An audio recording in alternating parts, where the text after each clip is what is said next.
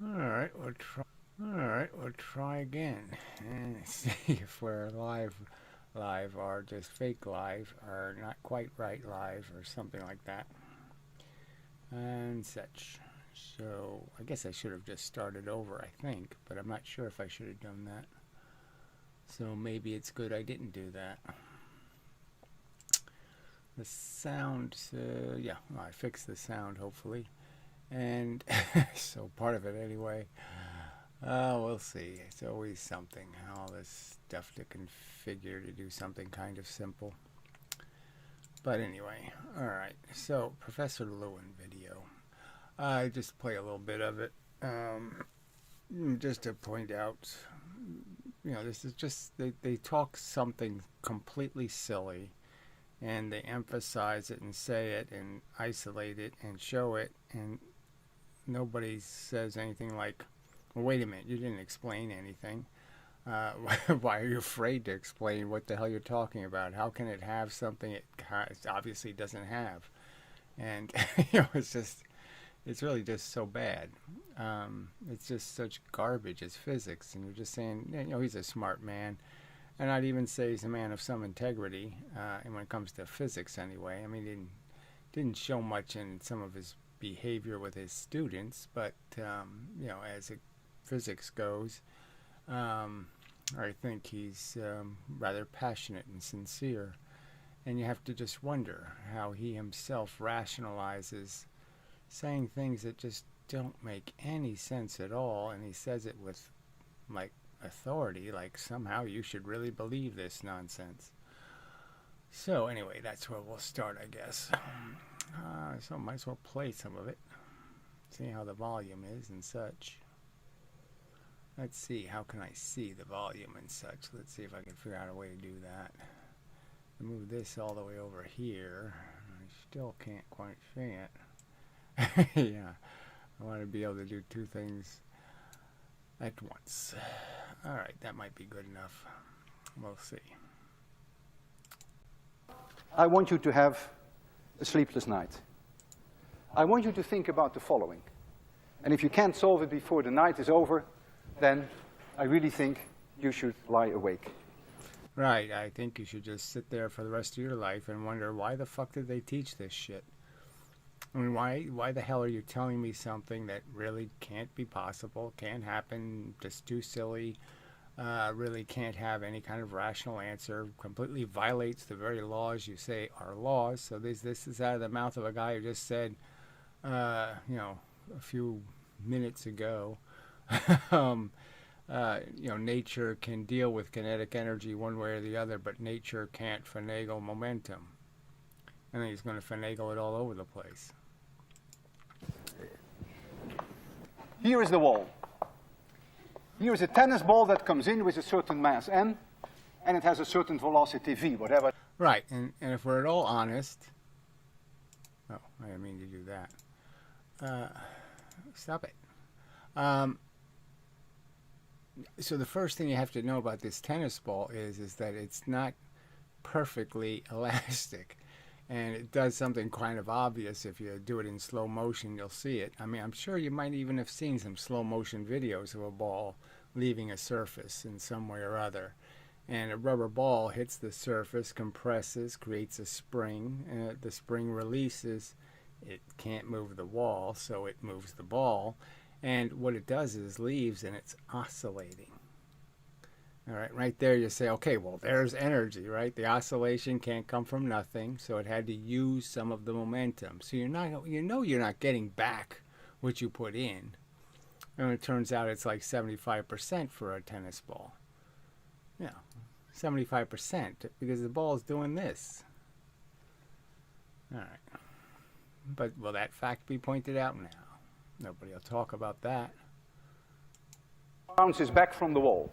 And we all know that if it's a nearly elastic collision, no, so it's not really nearly, oh, damn it. Energy is conserved. Why is it doing that? I don't really want to have to go back, but we did miss a little bit. Anyway. Oh, YouTube and these buttons.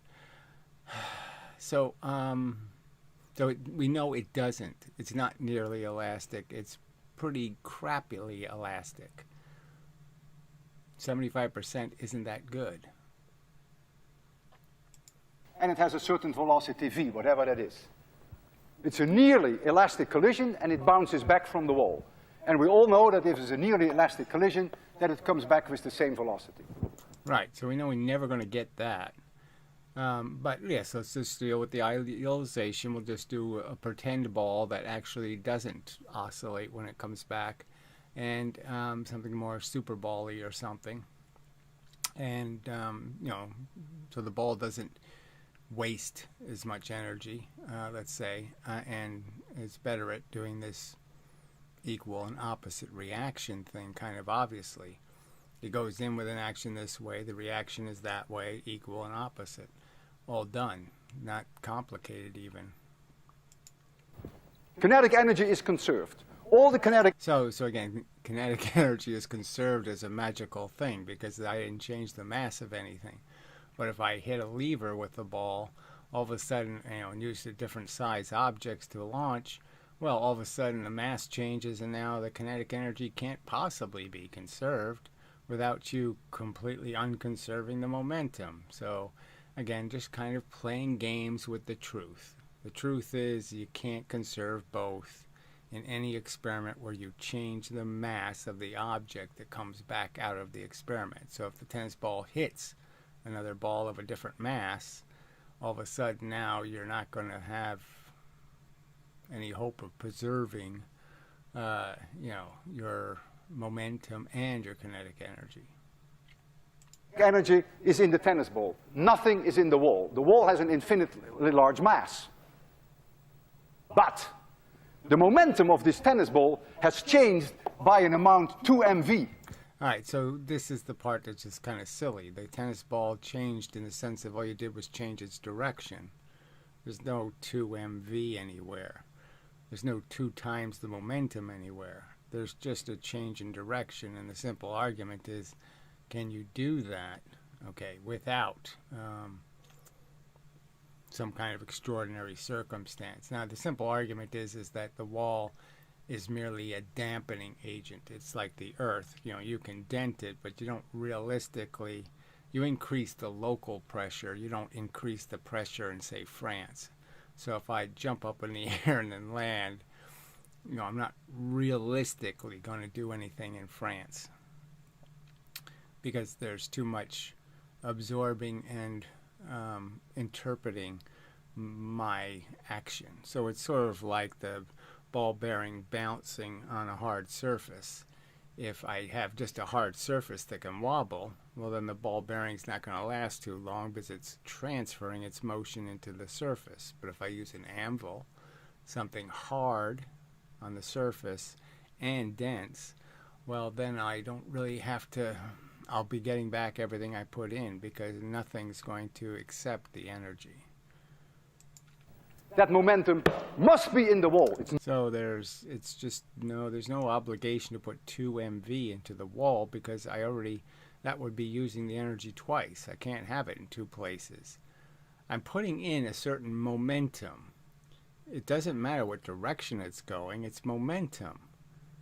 So it just matters that if I get it out back this way, well, that's mv. So I have mv in the universe.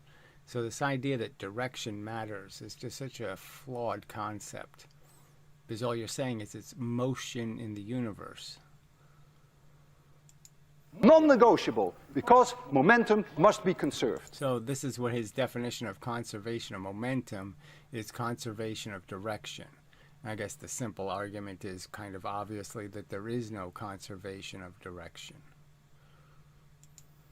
So now here you see in front of you... I mean, you could say a spaceship, you know, going around a planet or something, you know, all kinds of different ways you could capture something and then release it. And you can capture it in one direction and release it in any direction. I can blow up a balloon, create a bunch of pressure in the balloon. I could have blown all this way into the balloon. And I can let the, you know, I can let the MV out in any direction.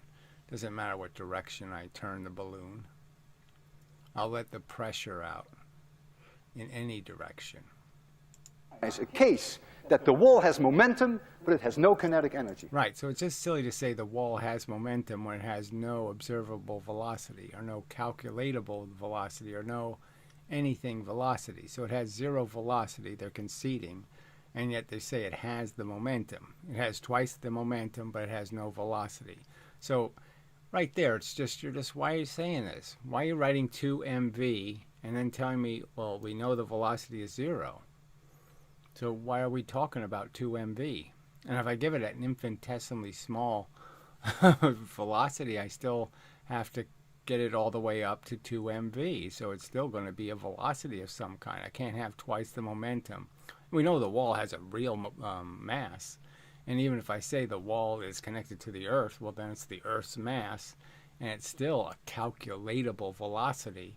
So therefore, it's going to have some momentum. I mean, you can't make kinetic energy without first making momentum. The mv is right there in the kinetic energy formula. If you have no momentum, you have no kinetic energy.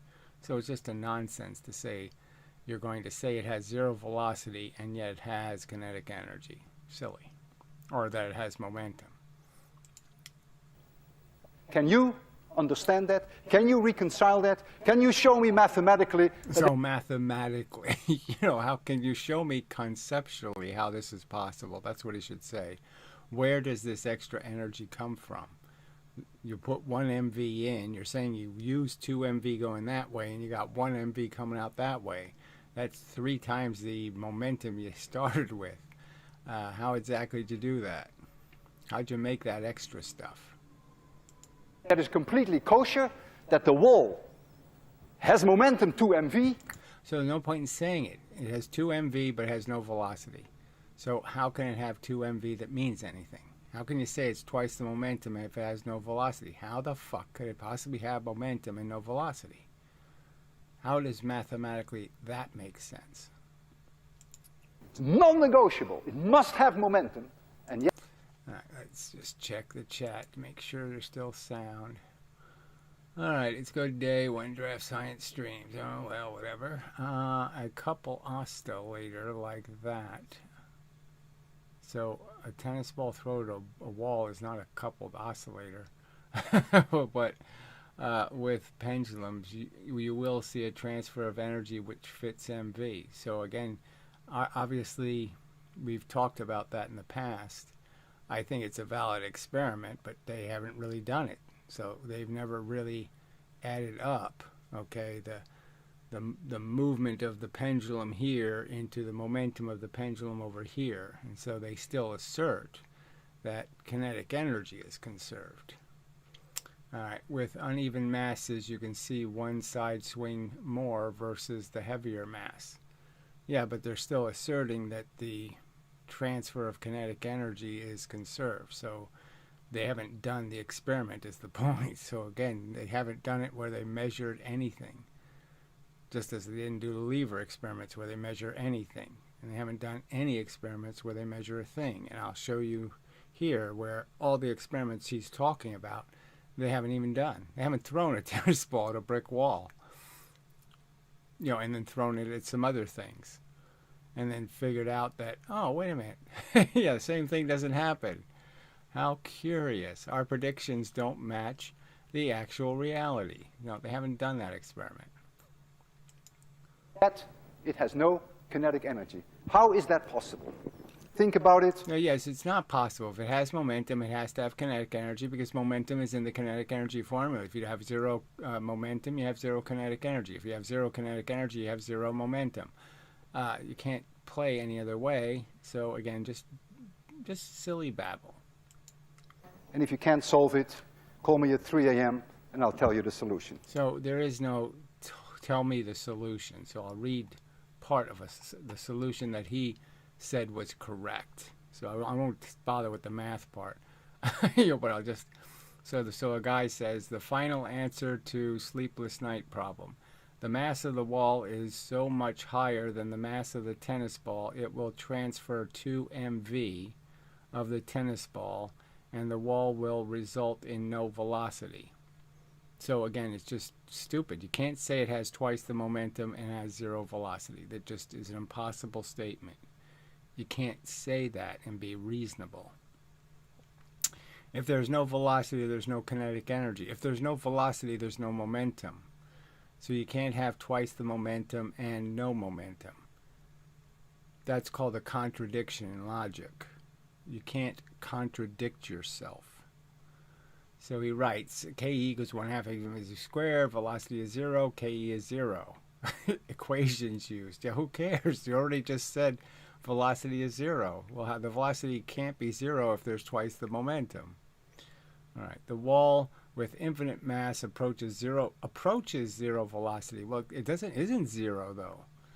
So there's obviously is some kinetic energy. If there's momentum, there has to be kinetic energy. So again, more baby talk. But can return 2 mv of a small mass. Well, how did it return 2 mv? It didn't return 2 mv, it returned 1 mv. And in practical fact, it's obviously less than that.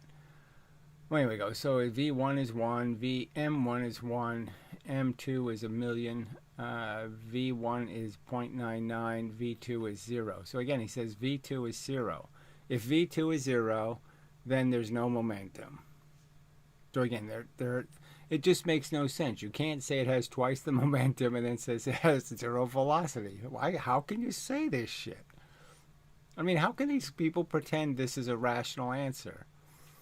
So he says wall V2, so I guess that's V squared, with resulting velocity 0 will have no kinetic energy. So again, wall V2, so I guess he's saying the wall velocity is 0. So again, no kinetic energy and no momentum. So again, it can't be twice the momentum and 0 momentum. That's not possible. And so he shows the equation, 1/2 times 1,000,000 times 0 squared. Well, yeah, of course that's 0. But it's also 0 momentum.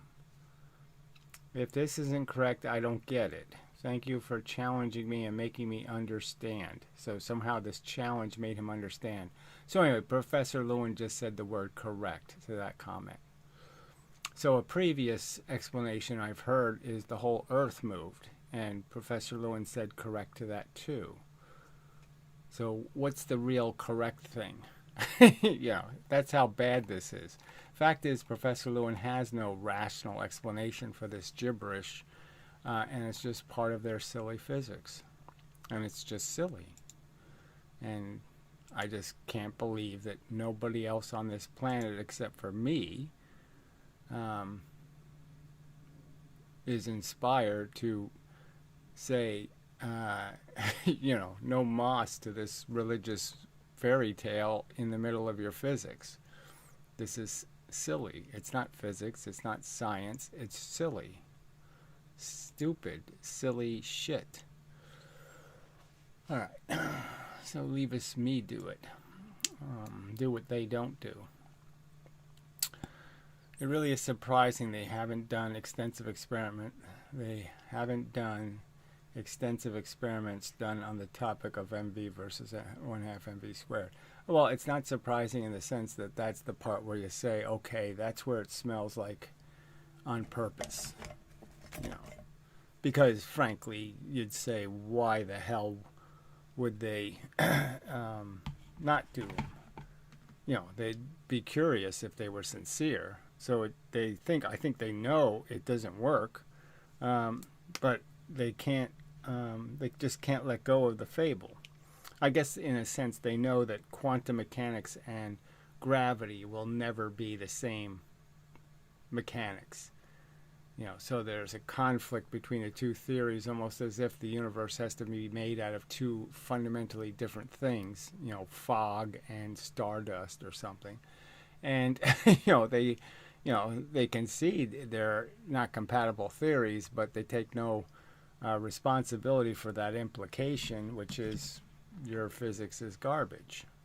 One of the theories is catastrophically broken, and yet they still assert them both as if they have great integrity. So, you can sort of smell the bullshit. All right, so I pointed out the obvious. All right, so I have two things to throw the ball at. I have a wall, okay, of substantialness, and I have another tennis ball. So I think everybody knows that, well, if I hit the tennis ball, I throw the tennis ball at the other tennis ball, all right, what am I going to get? Well, I'm not going to get all of my energy back, right? Then let's just use the idealization. Let's just assume they're 90% or whatever, 99% elastic, some kind of, so there is no wobbling, there's no issue that way. So we know if I throw the tennis ball at the other tennis ball, I'm on, and I start with one, okay, a one mass going one velocity. We know that it's coming back, okay, as a one mass going 1/2 the velocity. All right, and we know this tennis ball is going to go with a one mass going 1/2 velocity. Right, so we know that's what's going to happen. Right, so everybody could probably agree on that. So there's going to be a conservation of momentum in the sense that half the momentum's going this way and half the momentum's going to go this way. And I'm only going to have as much as I started with. I'm not going to have more than I started with. And their argument is that somehow when I throw the ball at the magical wall, okay, I get 100% of my MV back. Okay, so I get a one mass going 1V in the opposite direction. But somehow the wall gets it's got an infinite mass, sorry. But it's going to have twice the MV total. All right, so the total momentum will be twice. And yet the wall's not going to move. So, what sense does that make? So let's just say I change the experiment subtly, okay, and instead of this, I just, I have two choices for the, we'll just say that we could illustrate the same thing without using a tennis ball, using a hard ball and a spring. And you could just say, well, what's going to happen if I compress the spring? Well, the wall's not going to have any MV in it. I mean, it realistically isn't, right? I'm not going to put MV into the wall by compressing the spring. I'm going to use my energy, put a certain amount of force into the spring, just like a spring here. All right, I do this with my finger. Okay, I didn't put a whole bunch of energy into something. I accept the spring. Nothing else has any energy. Just the spring does, right? And when I let the spring go, that's it. Whatever's on the spring is going to go. So we know that if I could create the same compression in this spring that the ball has, and it's going to just leave, okay, with the whatever the MV is. And you can understand, though, if I made this a little cart instead, okay, that again it's going to be half that MV and 1/2 that MV. So how can it be possible that the same spring compression in one case just creates 1 MV, and in the other case, if I don't let this roll, I have 3 MV, because I'll have the full velocity this way. You get it? I mean, how can there be the two circumstances here where I get all of the energy back this way, okay, when I put the wheels can't roll, but when the wheels can roll, I put half the momentum this way and half the momentum that way. And so I still, in spite of the direction, I still only have 1 MV in the system. That's all that's there, is 1 MV. But magically, if I lock the wheels, all of a sudden now I have 2 MV, because the whole Earth moved, going that way, and I have the full 1 MV going that way, so now I have 3 MV in the universe. Can't happen. Can that happen? No, it can't happen. So maybe I'll just redo that a few times and say, okay, that's the video. Because what can you say? It can't be this way, right? They're pretending that if I have 2 carts, I put the same spring compression between 2 carts, and I launch the carts. Everybody knows there's only a certain amount of pressure in the spring, so I can only get a certain amount of velocity into the carts. And everybody knows, I think they all know, that if I do that against a cement wall instead, same spring compression, I'm going to have twice the velocity in the cart. So there's no way anything went into the wall because I got it all this way. Before I had two carts going 1/2 the velocity. Now I have one cart going a full velocity.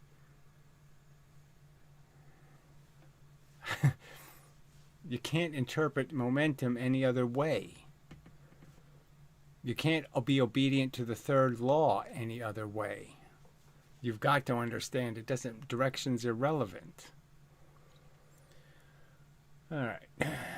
Let's see what Ronnie, he made 4 undone messages. Let's see if he keeps this one. Let's see. You know, I was walking through the mall the other day for nostalgia purpose. See a janitor's mop and bucket. I think of Gary. Well, that's, you know,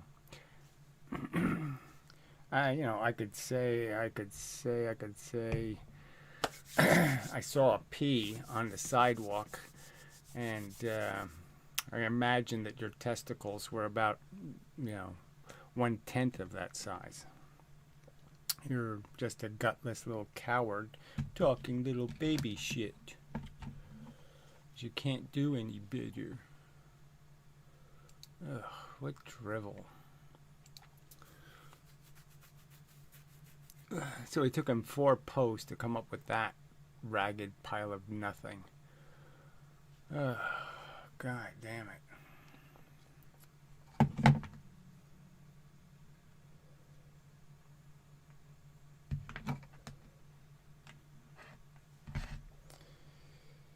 I just can't stand people.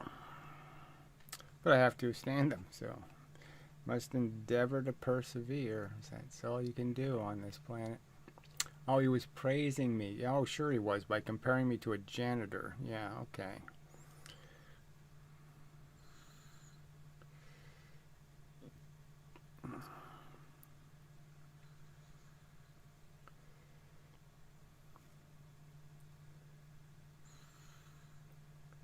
I mean, it's just useless. If praise comes in what is some sort of convoluted analogy to some bullshit where I have to first read about being in a mall and have to have my neurons distracted by all kinds of nonsense, why the fuck should I be interested in that? I mean, if you haven't caught on yet, I'm making physics arguments and would like people to stay on the subject of physics. Ugh.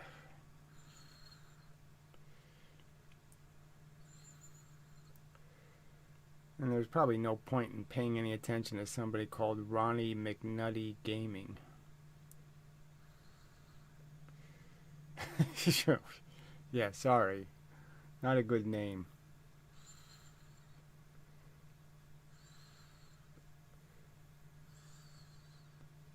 Doesn't inspire much. Doesn't create the impression of credibility.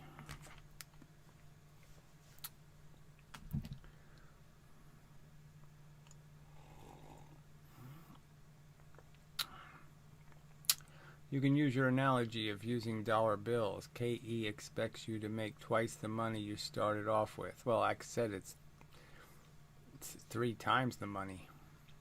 I mean, because you're still getting back what you put in. Plus, the 2 MV that's magically in the wall.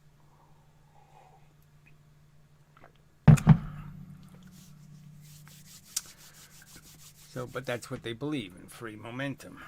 So, alright, so we'll do this simple, another simple experiment. Doesn't take any effort at all, frankly. I mean, this one's, if we could get, Bruce Yearney has done experiments close to it. Even there's even the guy who did the experiment with the launching gun thing. You have a spring-loaded object on a rolling table, and it basically shows that you can't gain anything if the object lost, the piston hits something, that's on this thing. Then yeah, you're not going anywhere because you've undone what you did with the impact. you know, the equal and opposite reaction of creating the motion, and then you cancel the motion almost immediately, you know, with the equal and opposite force, and so you're back to zero. But again, this is just too, you know, so this is an experiment they could do. Doesn't require any work at all. I mean, frankly. So you have 3 springs, okay, 3 mouse traps, 3 somethings. Doesn't matter what, okay, and they're going to launch, you know, 3 masses. And, you know, I could put that against a wall, right? So there's nothing saying, you know, if I wanted to just get, because frankly, I will gain a little bit of extra momentum because I'm losing some of my mass, right, if I'm launching something. But you could imagine it against the brick wall, okay, and just say, okay, you've got the spring set against the wall and you have a cart. So you launch 1 spring, okay, and the cart's going to move. And it's going to move with all the energy in the spring, right, except for the energy of the speed of the cart, right, because we know the spring is going to still wobble like the damn ball. But let's just say it's a perfect spring and somehow it's able to give away all of its energy without wobbling. You know, like you make the cart heavy enough, there's very little spring wobbling. So you launch 1, okay, and you get 1 velocity, right? And so let's say now you try it with 2 of the springs. You're going to let 2 of the springs hit the wall and push. Well, you know you're going to get twice the velocity. And then you do 3 springs, and you know you're going to get 3 times the velocity.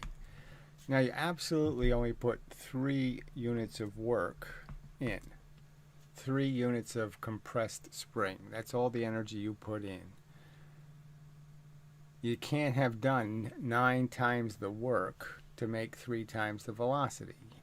You didn't do 9 times the work. You only did 3 times the work.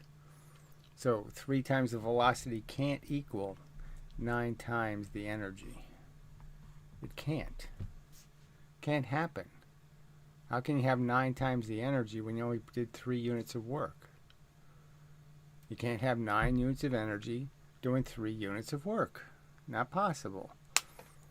So isn't this whole conversation moot? I mean, how can the conversation still exist? Well, how can it still exist? Because no one's done the fucking experiment. That's how it can exist. No one's done it. So 350 years after its invention, nobody's done this simple experiment. You know, nobody in a lab coat with adequate facilities. You know, nobody who can devote the time to it, let's just say, to make a decent enough cart and, you know, have decent enough springs and do the experiment decent enough. But clearly there's just no other outcome that's possible, right? So if I use a brick wall and put the cart against that, I'll get rid of any notion. Or can you imagine if it's twice the momentum that goes into the wall? Well, I mean, there's no point in trying to define twice the momentum, right? Because it's not going to be meaningful because the velocity will be so low that squaring the velocity won't matter. But the truth is, you won't have, you know, 4 times the, you know, 9 times. Yeah, what, 2, 2, and 2, right? I mean, it'll be twice the momentum from each spring, so it'd be 6 times, you know, the momentum. The MV total will be in the wall somehow. But obviously that doesn't happen, so that's just silly to even talk about. But it's just, I mean, it's there's no way to rationally understand this besides saying 9 doesn't equal 3. So 3 does not equal 9. Right? I mean, I shouldn't have to say that to intelligent people, but everybody should agree that 3 cannot equal 9. Can't. It can't. 3 can't equal 9. So we should be done. All right. So some fucking, I like turtles, but I don't like emoticons. Anyways, let's see. If velocity triples, energy goes up 9 because work done adds up faster at higher speed. So it's not a response to this argument. So it's just you saying so. You say so. Show me so. Do you have any experiments showing so? Okay, each push happens over more distance. Well, you can say it does, but it doesn't. They're against the brick wall. It's the same exact pushing happening. So it's just bullshit. Doesn't matter how quickly you release the energy of the spring. The spring only has so much energy. That's an absolute fact. The only part of how fast you release the spring is how much energy will be left in the spring. So do I have to make the spring argument over again? I guess I might as well to this moron. so you're not saying anything. So you're just kind of wasting your own time. Whatever you is. Indulge in it all you want. Oh, Jesus. Indulge in what? Being a stupid cunt? Anyway, so you can't make 3 units of work into 9 units of energy. So you should just concede the point that nope, that can't happen, and concede that yep, there's something wrong with the theory. But instead, you're going to sit there and try to defend absolute shit.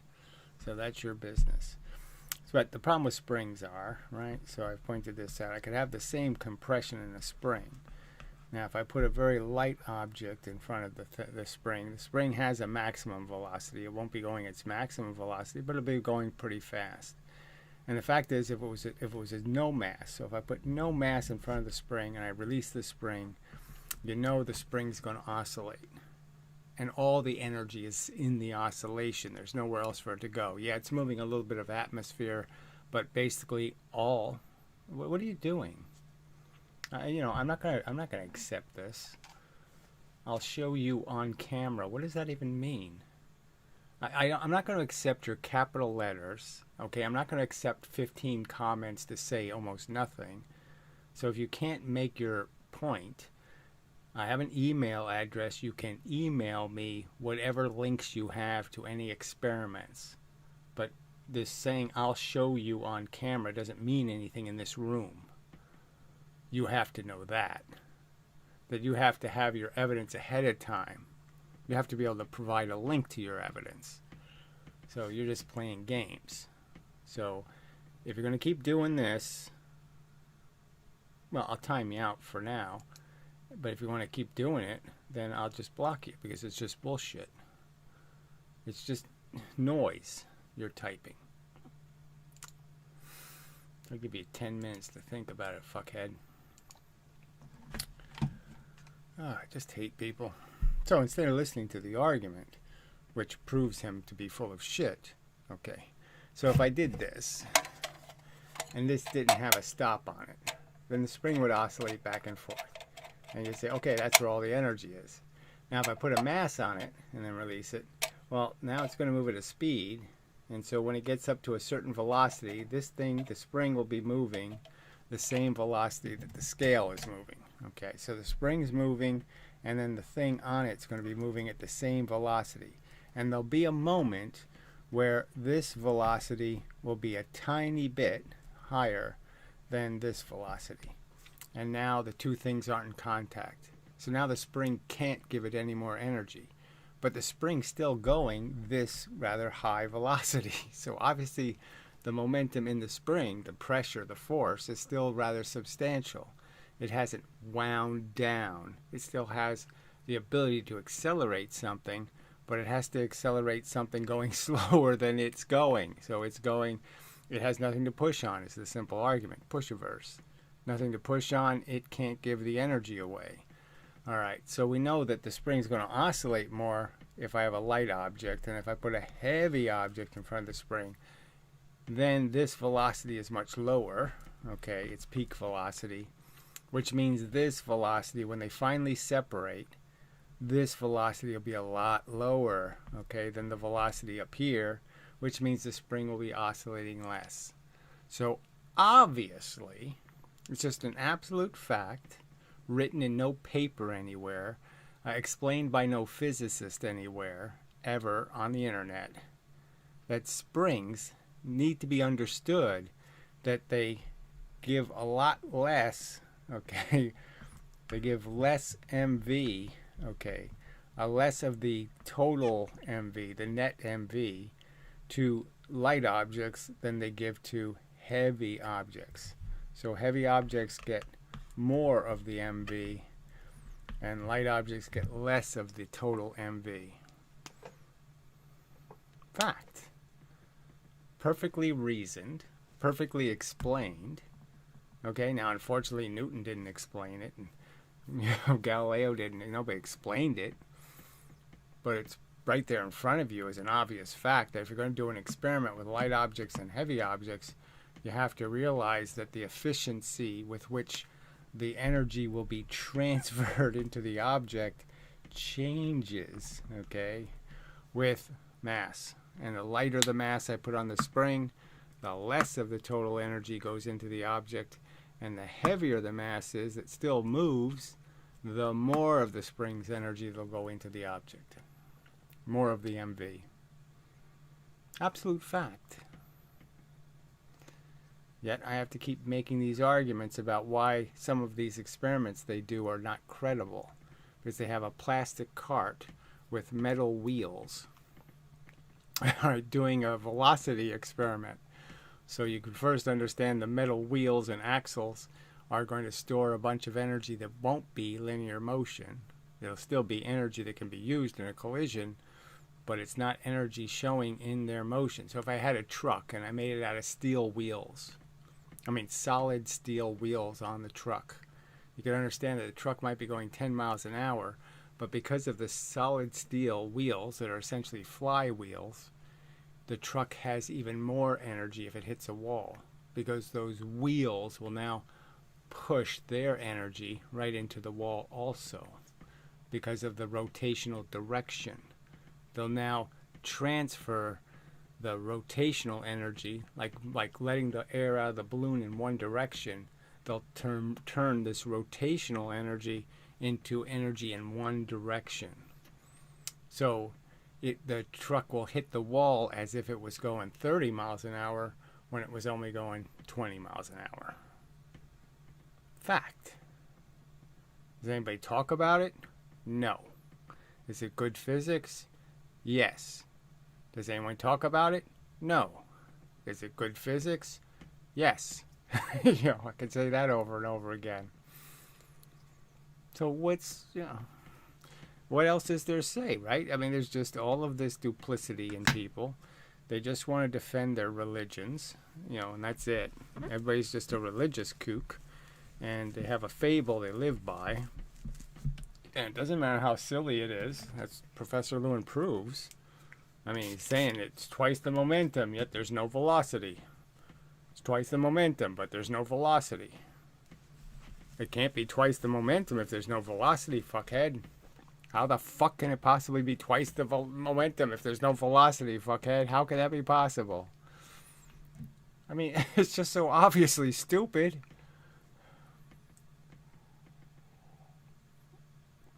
That's the state of things. So maybe I'll just redraw the little experiment in a different way. Yeah, that's what I'll do. Alright, so cart, and then we have 3 springs that I compress. Alright, and lock. And then we have brick wall. There, okay. So now we've set up the experiment properly. And there we go. And the simple argument is one spring, right? One spring equals one velocity.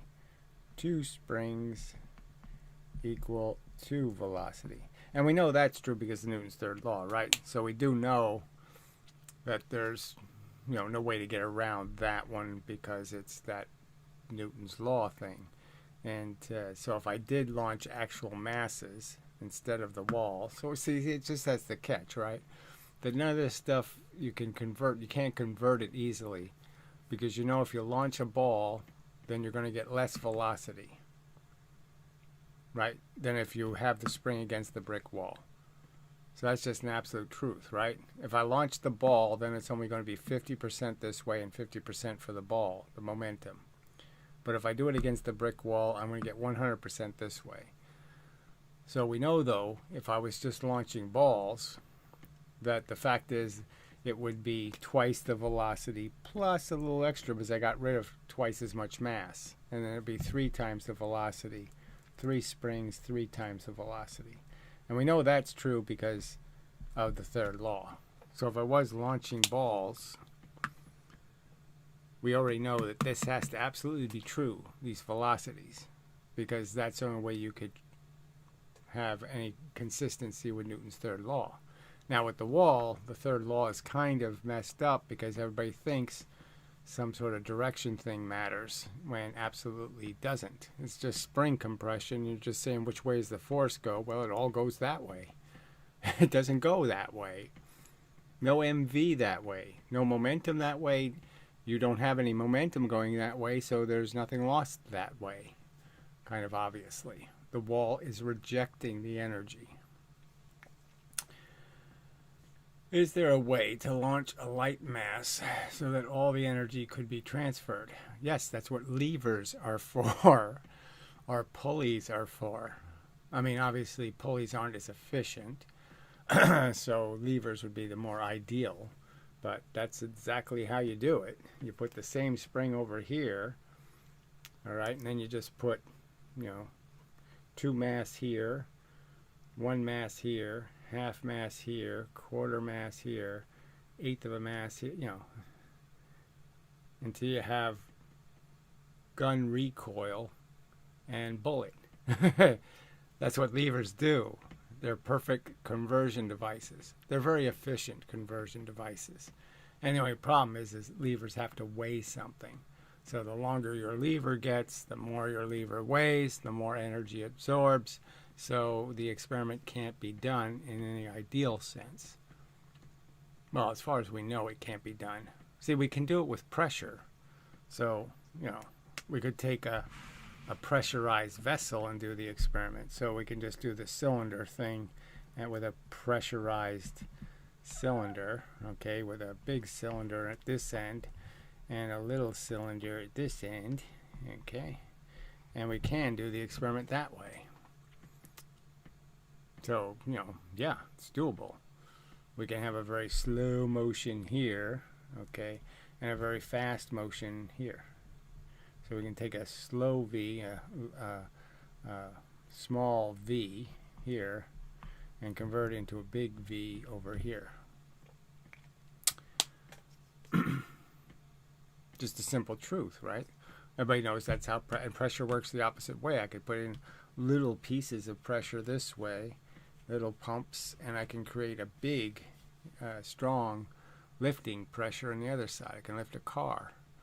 So, I guess this hydraulic probably is even more efficient than a lever in terms of being able to illustrate the gun recoil and the bullet. Let's see, is there a way to launch a light mass so that, well, I mean, theoretically not really, because the pressure is required to use steel, and steel is heavy, so your cylinder is going to weigh a lot. So forget what I just said. Yeah, you're still in trouble in terms of the mechanism is going to consume some of the energy. All right, but look, there is a way. The joule tank is a way of testing any of this stuff. So again, the joule tank is the way to go, because if you make yourself one of them joule tanks, just shoot the bullet in and then shoot the recoiling gun in and see if they heat the water the same amount. And if they do, then kinetic energy is bullshit. Springs don't launch light masses well. It's less efficient, and I just said that. I think the case with rubber bands would be the same. Well, rubber bands are a little different because they get hot easier. Okay, so their problem is they use up energy getting hot and cold. Okay, with the temperature changes. So I guess they radiate more energy. I'm just trying to think of. They don't oscillate as much, but when stretched they do. So you could argue if you stretch one and then pluck it, it's going to vibrate like like a guitar string. So yeah, in that sense, if you use it like a bow and arrow, yeah, you'll lose a whole bunch of energy because the string of the bow, the rubber band, will keep oscillating. But they collapse fairly well. If you stretch one and then let it go, it doesn't do a lot of oscillating. But I think that's where the heat comes in because it gets hot doing that.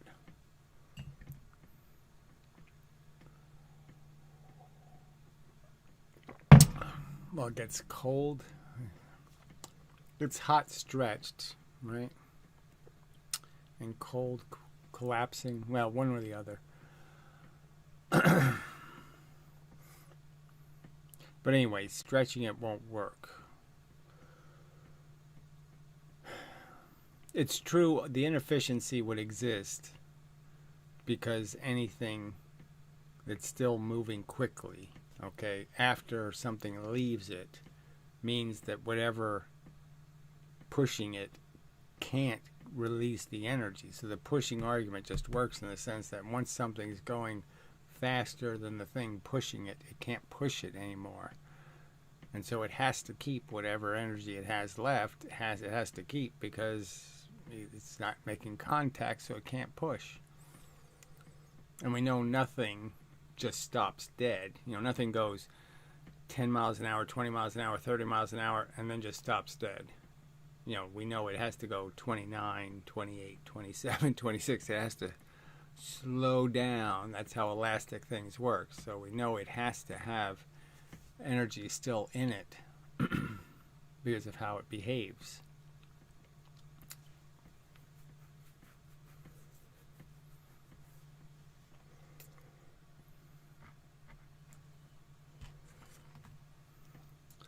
But I shouldn't have to make these arguments, right? I just would wish everybody to concede they could do the Joule tank, right? We have the technology to make one, obviously, right? I mean, he made his 150 years ago. We should be able to make one, and we should be able to shoot things into it. We shouldn't have to, we should be able to make one that you can actually just, put the mass and the velocity right into the tank directly, not using some paddle wheel pull on a rope thing.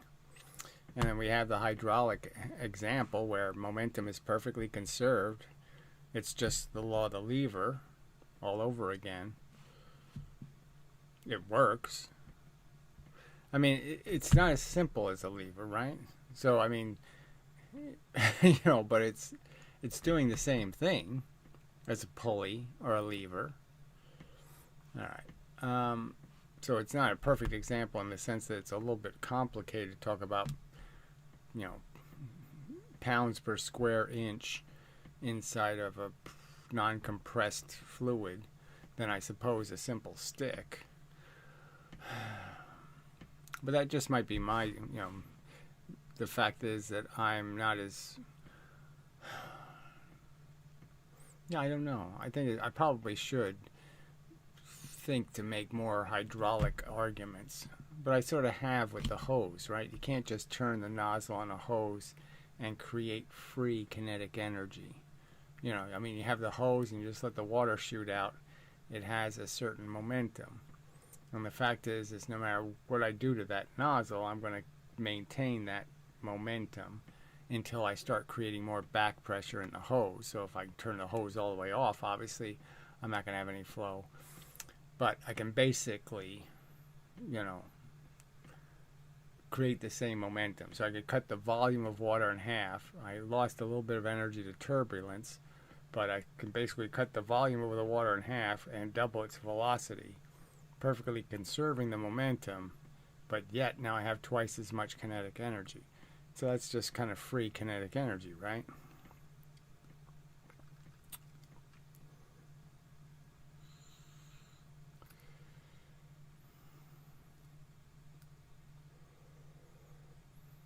But they just won't. Nobody's going to sit there and show me this experiment. They're not going to show me this experiment. They're not going to show me the hydraulic one. They're not going to show me the joule tank one. They're not going to show me any experiment that demonstrates this kinetic energy thing to be rational in any of these simple cases. Again, they just say levers don't work. Steve Mould made a video, basically said the law of the lever doesn't work, and somehow a lever can't make the half mass go twice the velocity. When yet can.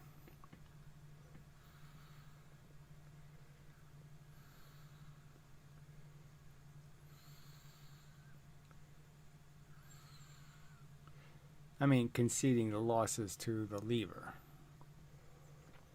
But see, you can make the lever move the same exact speed in all the experiments. I've sort of explained that. But if I use a spring on one side of the lever and then just move a mass proportional distances, the lever will move exactly the same speed, right? Twice the distance is twice the velocity. So the lever will move the same speed, in every single experiment, as long as I put the right mass at the right distance.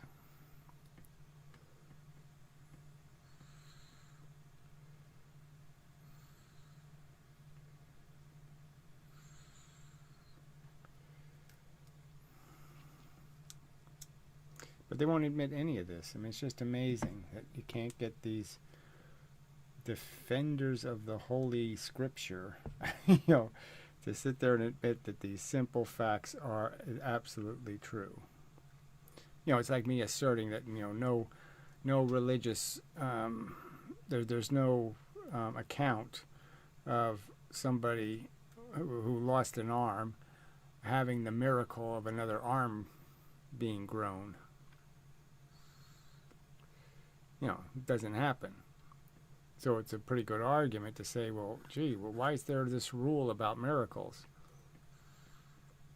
I mean, that sounds like kind of just a gimmick, right? I mean, why shouldn't, if it's a miracle, I should be able to, if you're going to cure my cancer, you should be able to cure my missing arm.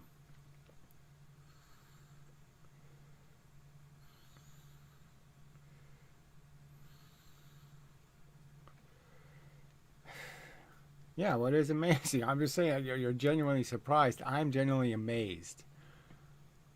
Because I'm not that smart. And some of these people really are. They spent their whole lives immersed in this stuff. And yet they have no conceptual understanding, right? It's all math. They think physics is math. They think physics is the simplistic formalizations they wrote on a piece of paper. They don't understand that the formalizations are supposed to represent something real in the real universe. It's not supposed to be representing nothing or a mathematical equation. It's representing a relationship. 2ness plus 2ness equals 4ness. You need to use the ness word. You can't say 2 plus 2. You have to say 2ness because it's the property. You're understanding the property of 2ness. And you're understanding the property of 2ness equals the property of 4ness. And that's what the math is supposed to be able to appreciate. And I'm saying it did for Galileo and for Newton and for Descartes. Now, they had some wacky theories of their own, but I'm just saying the bottom line is when they talked physics, they talked pretty damn good physics. When they talked math, they did good math. Let's put it that way.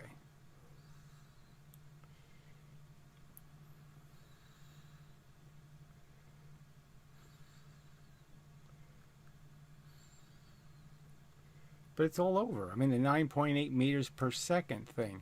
Why the fuck would you say it any other way than 9.8 meters per second? It's per 1 second units.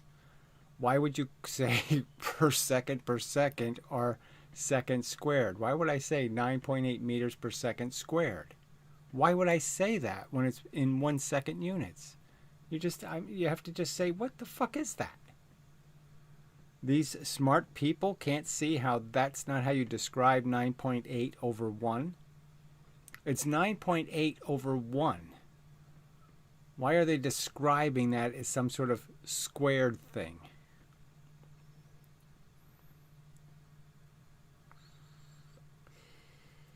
Oh, Joe Biden is back. Gee, that's so interesting. Gee, you're so funny. Ha ha ha. Oh God! I'd really love to know who these people are. I'd love to see what kind of miserable creatures spend their life doing shit like this. I mean, what the fuck? It's not funny. It's not interesting. It's not clever. It's not anything. I mean, why not just type gibberish? Type in Russian. What's the point? You're just taking up time and space? Oh, it's just so fascinating. And the fact that YouTube doesn't have an algorithm that says, oh, let's just kill any account that has comments that say something like, I'm farting.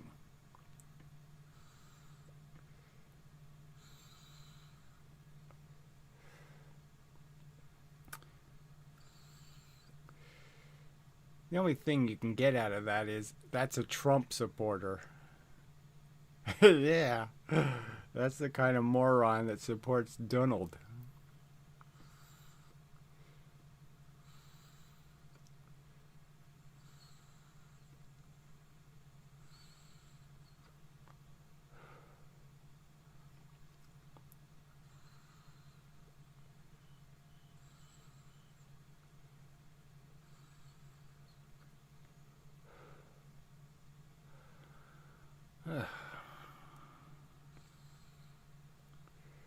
Right, and you can illustrate the effects of gravity with a gravitational body like something flying by. Yes, well, obviously I've done that and pointed it out, and it's just so obvious, and it's just too bad that people are so fucking goddamn stupid. Look, little Trumpy, we've already outed you.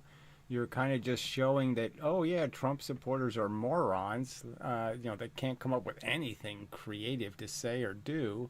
They're just noise-making breakers of things. That's all they are. They just want to ruin stuff and steal stuff.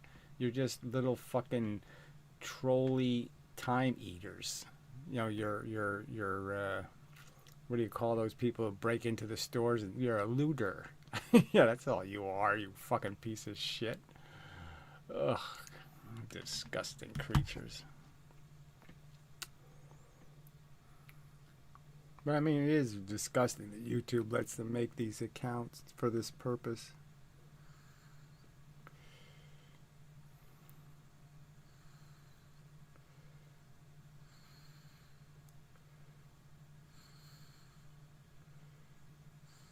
Well, it's disgusting that there's companies that let people have cell phone numbers for 10 minutes. Oh, can I rent a cell phone number for 10 minutes? It's just, it's just disgusting.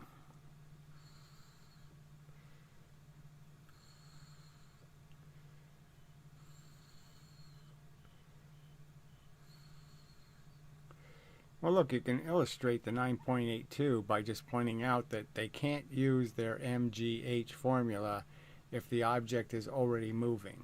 So if something's moving towards the Earth and gets deflected and is going to hit the Earth, they can't use MGH. Because the fact is the height won't make any difference to its velocity. It won't. Dropping something and throwing something, that same formula won't be able to deal with those two circumstances. So if I throw something down to the ground, the height won't matter anymore. It won't be relevant to how fast this will end up going. How much more velocity it's going to get from gravity will be completely dependent on how long it takes this pen to hit the ground. And that's all it's going to matter, is how long did it take. So it's perfectly illustrated by the fact that their formula doesn't work. As soon as I change the condition a tiny bit, as soon as I change their silly notion that I place something in a location and drop it, you can't use their formula anymore. It won't give you the right answer. So that defeats it right there. It's obviously not grokking the concept. It's not a formula describing the function accurately. That's why it fails so easily. And MGT always works. Therefore, it's probably the right formula.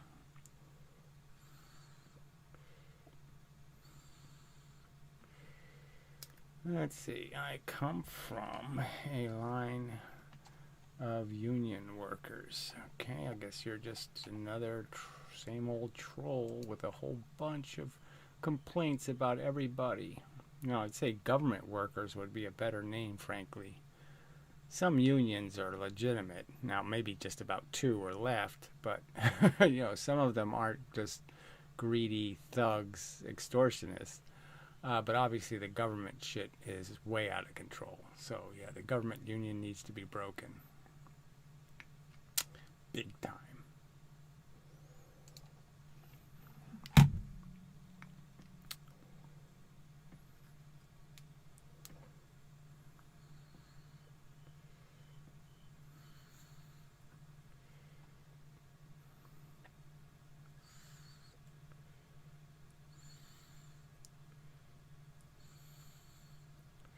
I mean, just as I don't understand how physicists can be so stupid, I don't understand how the local officials that get elected in local towns to run little local governments pay cops $175,000 a year. I don't understand it.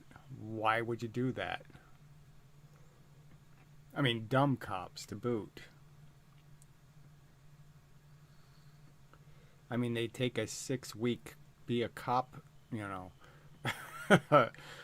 course and, get paid extraordinary amounts of money to do absolutely nothing but eat donuts.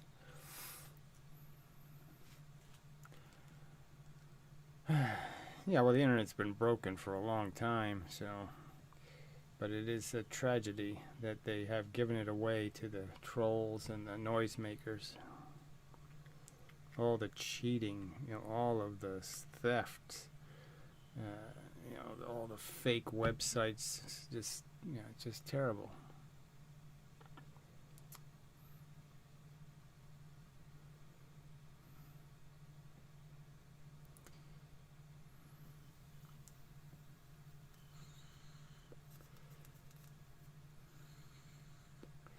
Well, involuntary, I guess I'm going to have to just time you out because fuck you. I mean, I've made it clear to you over and over again, I'm really not interested in your favorite gibberish language, and it looks like some kind of Arabic crap, which frankly offends me, okay? Anything tied to a Muslim in some way, I have absolutely no interest in. So I should just block you forever because you're just too stupid. Fuck you. It's just so fucking rude. How many fucking times do I have to tell you? I want to do physics here. Period.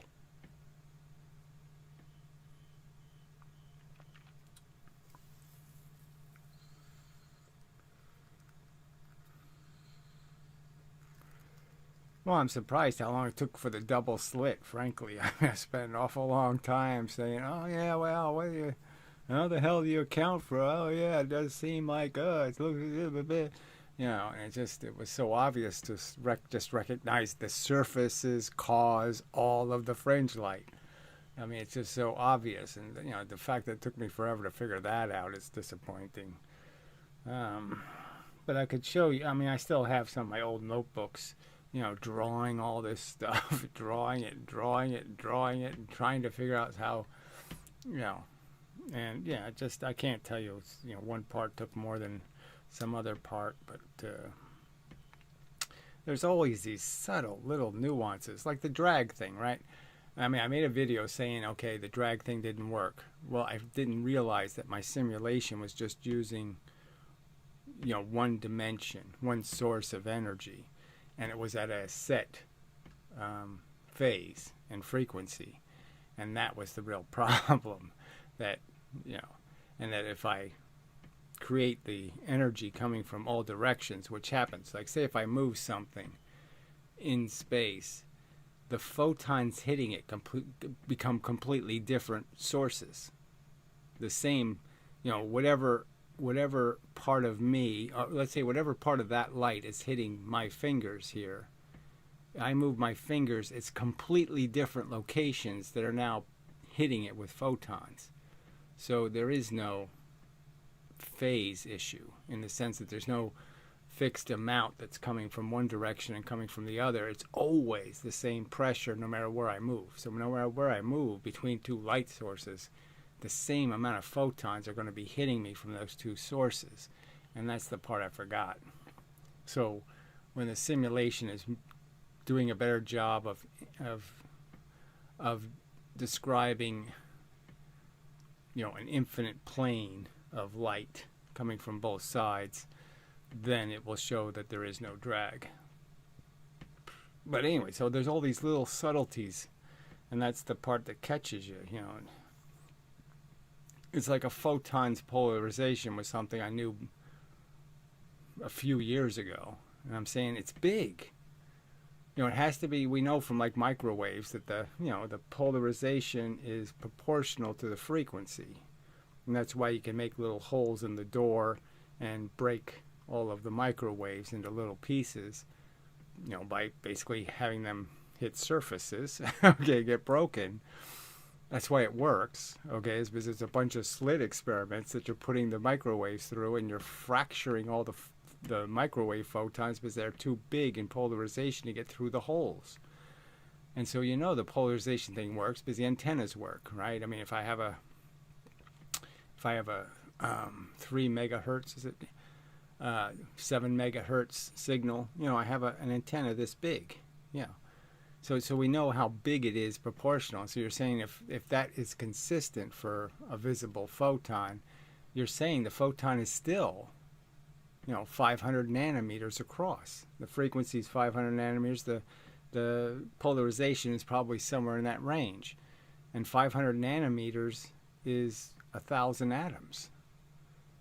So, how can a single photon pop out of an atom if the photon is 1,000 atoms, in polarization, right? It can't possibly be, whatever it's interacting with, it's not a single atom. And then you think about it and you say, of course it can't be, because electricity proves that point. Electricity is a bunch of electrons moving through the wire. You can't be, you kind of know that you're going to have to, apply energy in some other way to get a bunch of energy going in one direction. So, that it's collecting it. The antenna collects it and then turns it into motion in one direction. And then you figure out the perpendicular thing works. Perpendicular makes perfectly good sense if you think of a round atom and then you think of just merely misshaping it.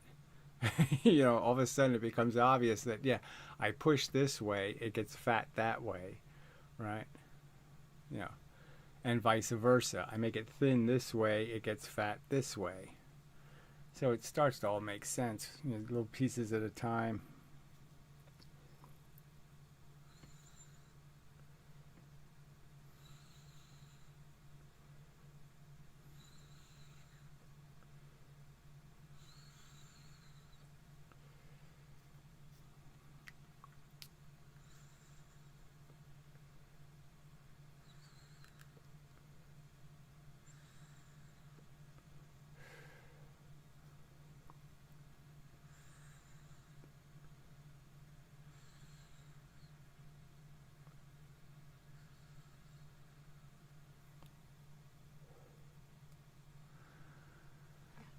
Alright, so let me think if there's anything else I need to drag on about. You plan on doing a 3D simulation version of Drown. Now, 3D is really complicated, so probably not going to happen in the near future. So, yeah, not likely.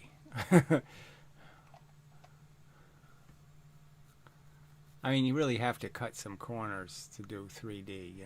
You'd have to... the math gets so tedious that you could argue, well, look, I wouldn't mind. I mean, I've told this guy who's making the simulation, I don't really care if it takes the simulation a whole day. to make 5 minutes of video that would be worth watching. So I don't care how slowly it has to run, frankly. But just for the idea of people playing with the simulator, you'd want it to be real-time, kind of interactive. So, and it really can't be, if you're doing 3D, you have to do time-lapse of the events because everything's going to happen pretty fucking slowly.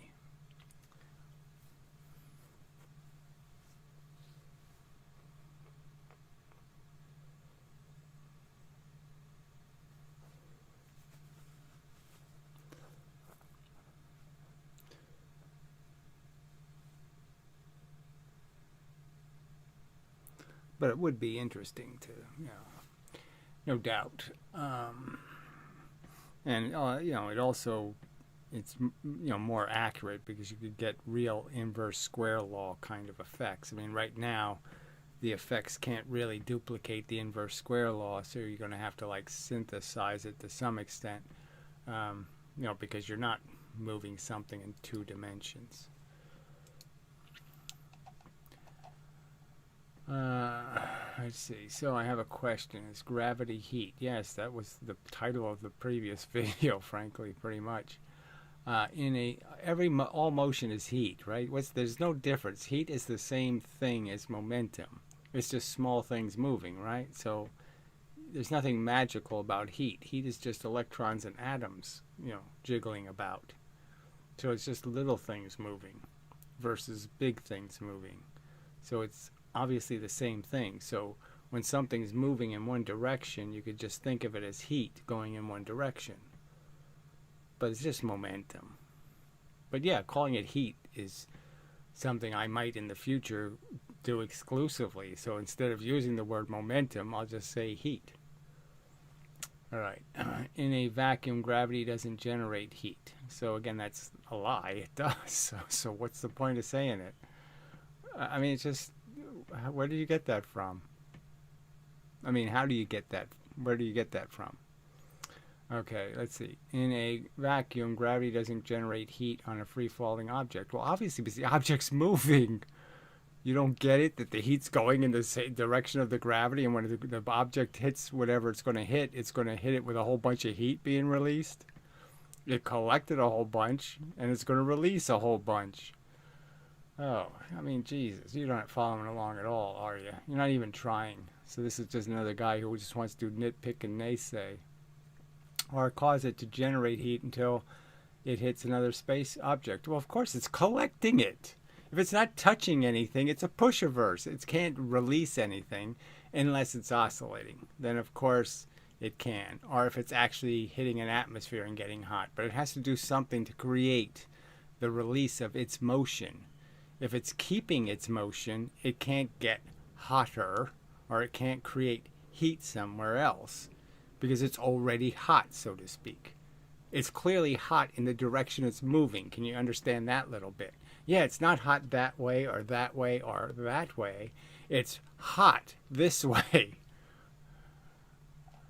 Okay. But gravity is a weird force. Oh, fuck you.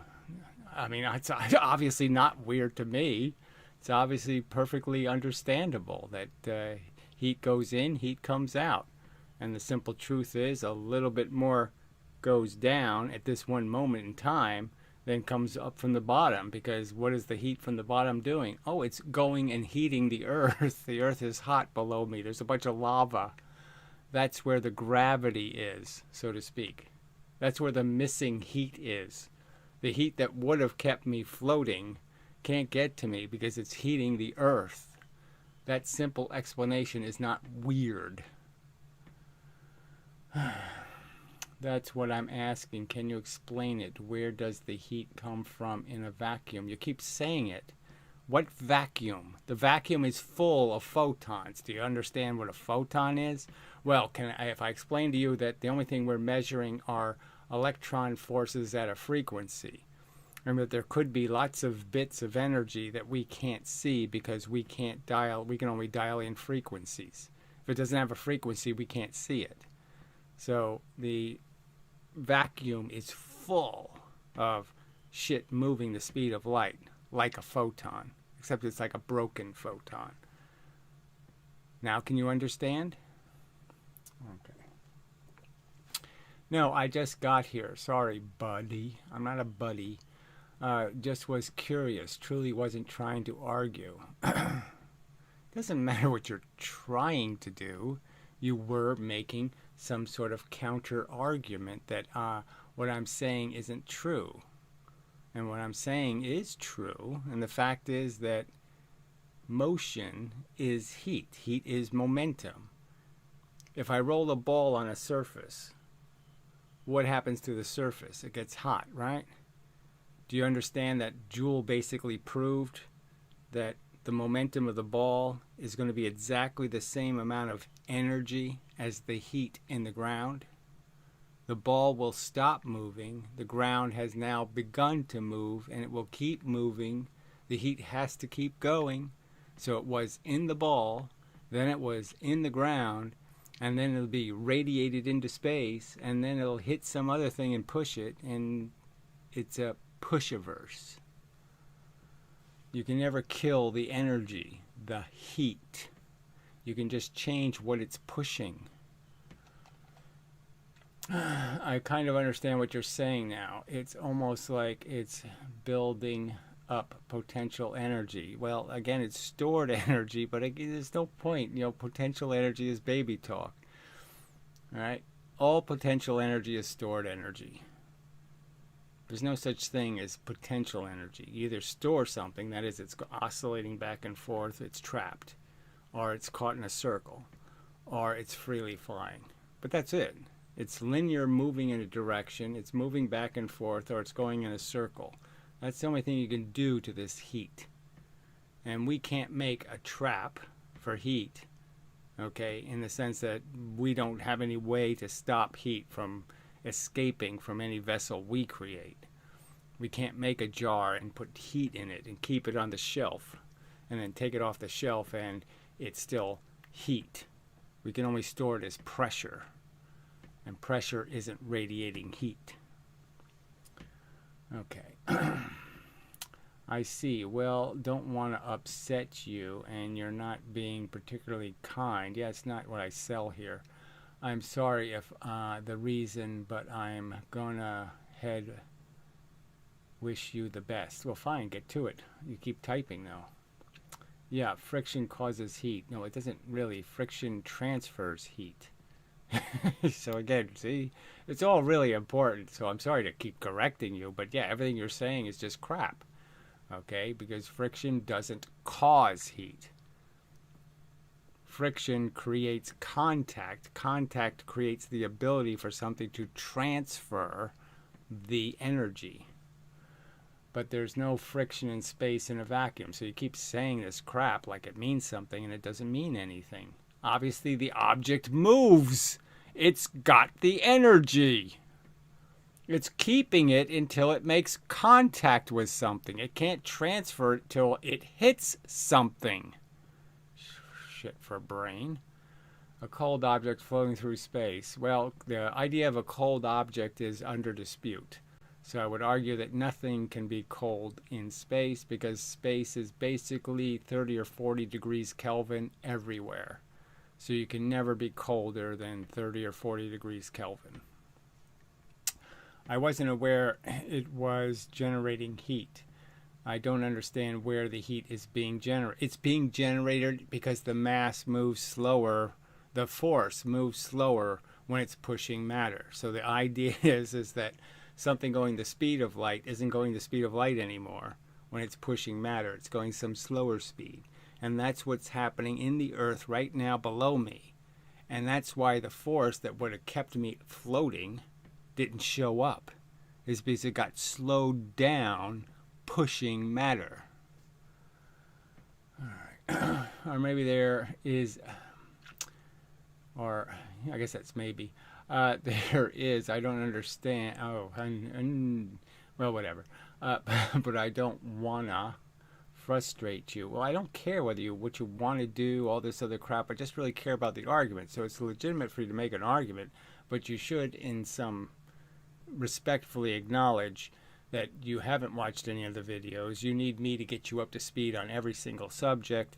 And so whether or not you think that's productive, that I should take this video on a specific subject and I should instead make a video just to you and explain it right from the very beginning, all of the concepts, all of these concepts of push-averse and pervert-averse and all the bullshit that's in physics, all the lies, even the stuff argued in this video that you probably haven't even watched, you know, where I argued about how springs function and explain how energy gets caught up in wheels and all of that stuff. So there's a gigantic context. You want me to give it all to you right in this video.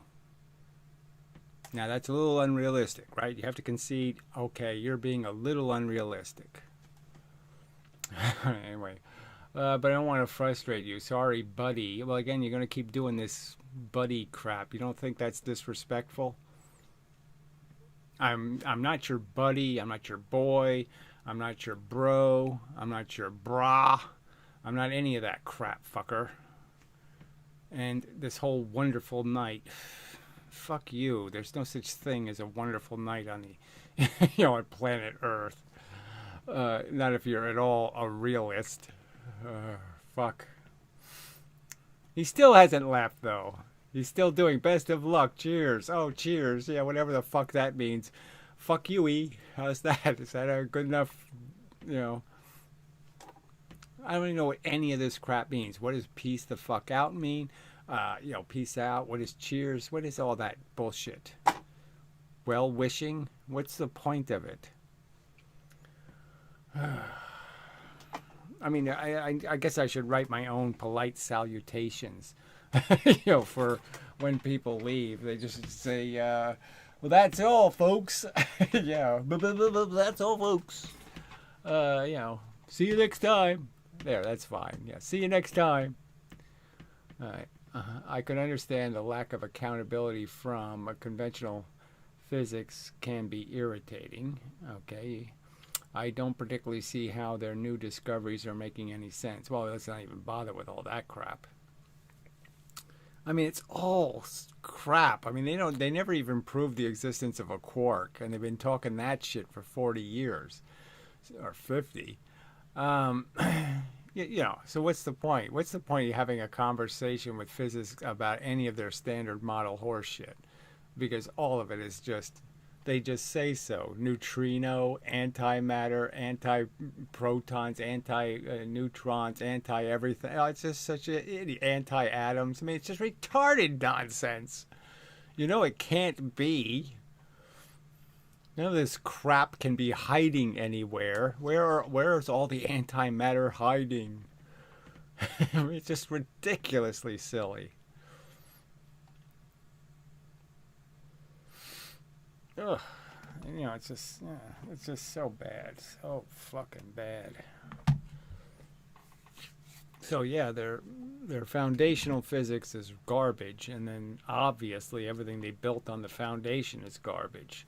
So they haven't fixed anything.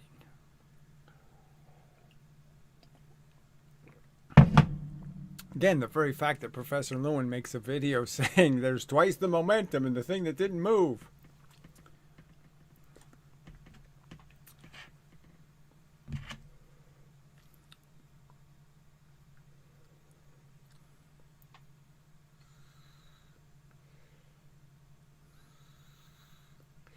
I'm surprised you didn't hear it too long ago. They've been saying it for like 20 years now. At least 15 years of aggressively talking about dark matter. And it spread so bizarrely, you know, it doesn't do anything you would expect this dark matter to do, which would be clump. So instead it spreads out across little circles and goes, you know, so they can explain all the silly lensing images that don't make any mathematical sense. But yeah, the dark matter isn't, it's not distributed in any way like the stars are distributed. So there's nothing in common with dark matter and how matter works. So even though it's supposed to be just like matter, except it doesn't create any other effect, except, you know, it doesn't interact with photons or anything, and it just creates gravity. It doesn't behave like something that has gravity.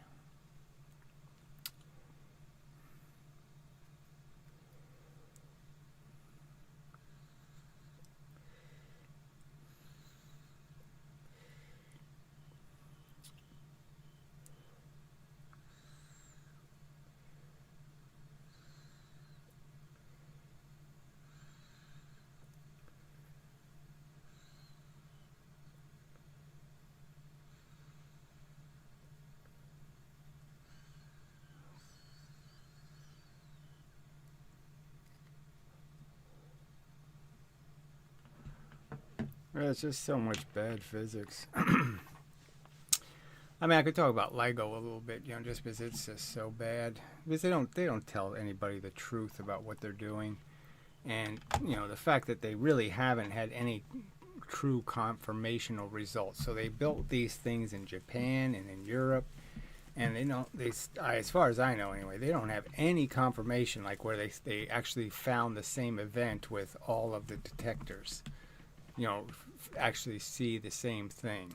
So it's like it's just such bullshit. But I mean, they make this silly thing and they don't even know what an interferometer actually is, which is again kind of amazing that they get away with that.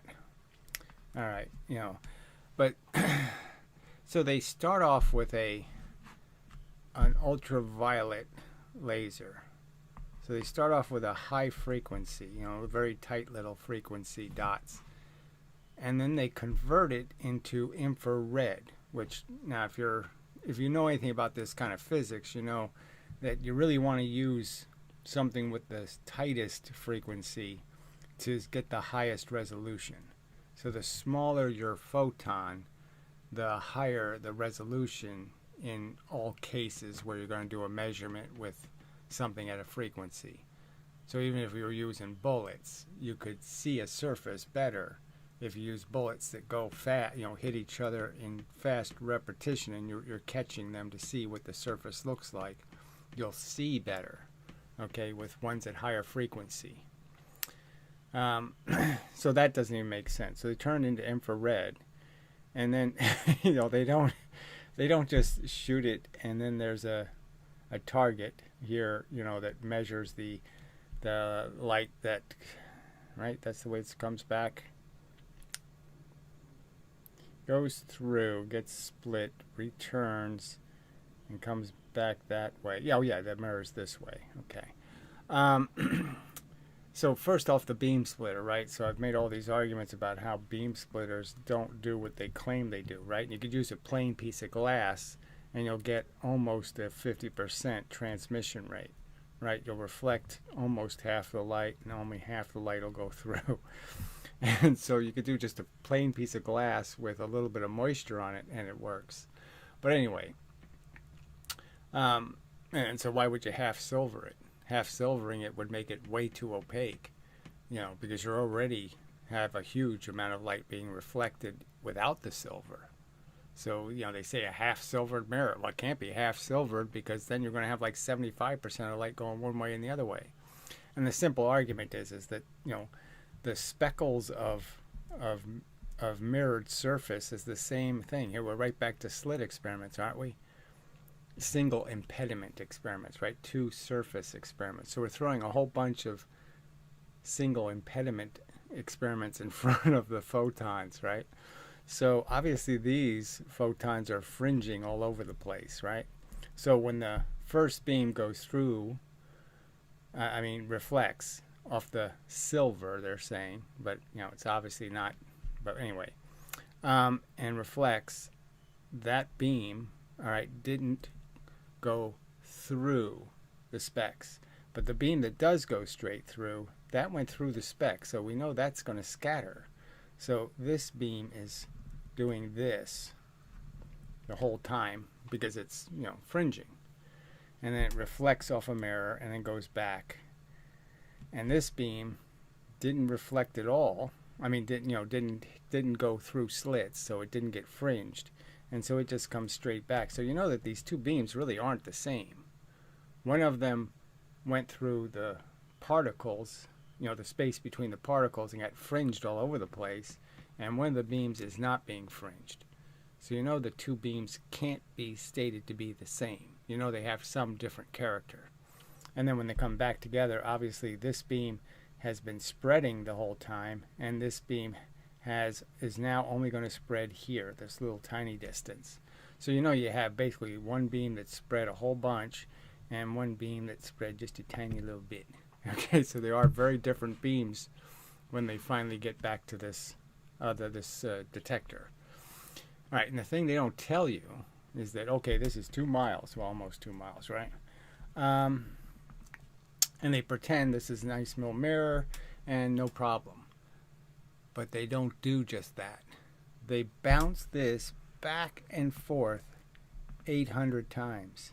So 800 times they bounce it off the mirror, bounce it back, bounce it off the mirror, bounce it back, bounce it off the mirror, bounce it back, bounce it off the mirror. Now, I don't know exactly how they do the bouncing back part, right? Because that part's a little bit, how the fuck do you do that? I mean, how do you bounce it back? You know, how they, you know, it's a legitimate question, right? I mean, it's got me a little bit confused how they can bounce it back off the mirror, because it's just going to go this way or it's going to go through. There is no bouncing back. So how does it bounce back? Unless they're bouncing it off the target back. I don't know. Do you know? But anyway, so that's 1,600 trips. 1,600 hits of a mirror. It hits a mirror at this side, and then it has to hit a mirror on the other side. So it's hitting a mirror 1,600 times. And the whole idea is they're supposed to be telling the distance between here with this, you know, half of a proton kind of measurement. So they're putting this as a ruler, and you're saying their ruler.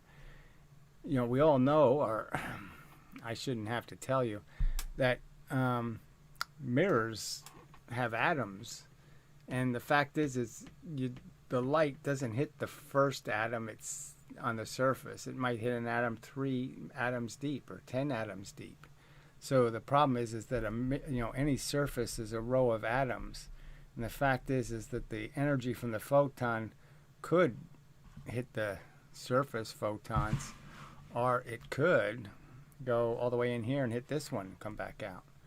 So your length, your depth, is changing all the time, and it's changing by atoms, you know, gigantic atoms, not protons. So they're saying they can measure the width of a proton with this experiment, and yet their mirrors alone are creating all kinds of randomness in terms of the length of this line. This line could, you know, on the first hit of the 600, it could be this deep. Then the next hit, it hits this deep. The next hit, it hits this deep. It could be any one of those numbers. So 600 times, you're basically taking a whole bunch of changes in the length of the beam of light. The light travels a longer or shorter distance 600 times. You know, so I mean, do you get how this doesn't make any sense? And then they say, to make this perfect mirror where the light reflects right off the surface, it's a foot thick. So the mirror that's going to reflect the light off the surface somehow needs to be a foot thick. Can that make any sense to you? It can't make any sense to me. That's their physics. It's that convoluted, that fucked up. Is that the experiment they describe? No. When they found quarks, did they tell you what the experiment was? The experiment was something like, you know, they know they have a proton here and they have an electron here, and they shoot the electron into the proton, and it scatters in some kind of direction. You know, could be back, could be sideways, could be a lot of things. And they basically said that these smashed bits that come off of the proton are actually the proton's pieces, okay? And they're basically saying that this energy is a quark. You know, this is the up quark, and this is the strange quark, and this is the down quark, and you know, and it's just, you could argue it's just how the electron ends up bouncing off of the proton, and that's all it is. There's nothing else happening there. And you could certainly argue that it's really hard to have just protons. How do I make a collection of protons? Is it really realistic for anybody to ever say, oh, I'll strip all of the electrons off and we'll just have a big bucket of protons? Does that seem very realistic? I mean, wouldn't those protons just smash right into the surface of whatever container you have? There's electrons all over the surface. The surface of any atom has electrons on the surface. If I have protons in the vessel, is there any choice for the proton but to go flying right into those electrons? I don't think there's any chance that it could do anything other than fly into those electrons. So even the idea of capturing protons, come on, is this realistic? Could you really say you have a glass full of protons? I mean, no chance. I'm a student studying physics. Well, who's teaching you is the real problem. But whatever.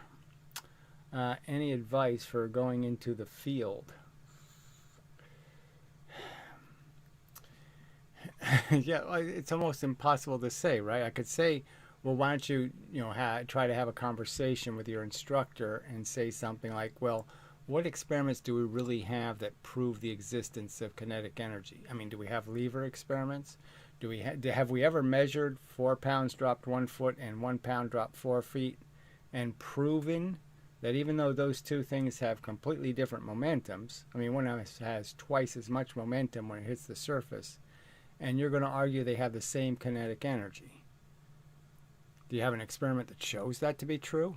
That two things with completely different momentums can have the same energy? I mean, it's a bold statement. I mean, you should ask your instructor to explain how that bold statement can possibly be true. I am glad to hear you argue against things like dark matter. Well, I don't even spend any time arguing against dark matter because it's such a holy ghost. It's such made up shit. It's like talking about Saint Michael or something. Why would I waste time talking about something completely made up, a silly fable? I mean, it's like talking about hobgoblins. Anyway, I need to research more, but I agree with you that it's all crap. Well, it's not all crap, but it's a lot of crap. I mean, Newton wasn't crap. Galileo wasn't crap. Now, some of what Descartes said was crap, but Descartes was more willing to expand on conceptual theories. So he was more vulnerable to making horrible mistakes. But so was Faraday, right? Faraday was a sort of disciplined guy, but he talked a lot of shit. But he always said in his letters to people, I'm just talking shit. Don't take it too seriously. Because he had all kinds of weird pulley and gear theories for how atoms were connected to each other. And, it was just wrong and silly. But you can understand why it's wrong and silly because of how little information they had 350 years ago. And so you can cut Descartes some slack because, he isolated so many things. I mean, the very idea of recognizing that the energy never stops, that you could just follow it through its whole frickin' billions of year history. It's always somewhere. If it's not moving a train, then it's moving a car. If it's not moving a car, it's moving a baseball. If it's not moving a baseball, it's little photons flying through space. I mean, it's always somewhere.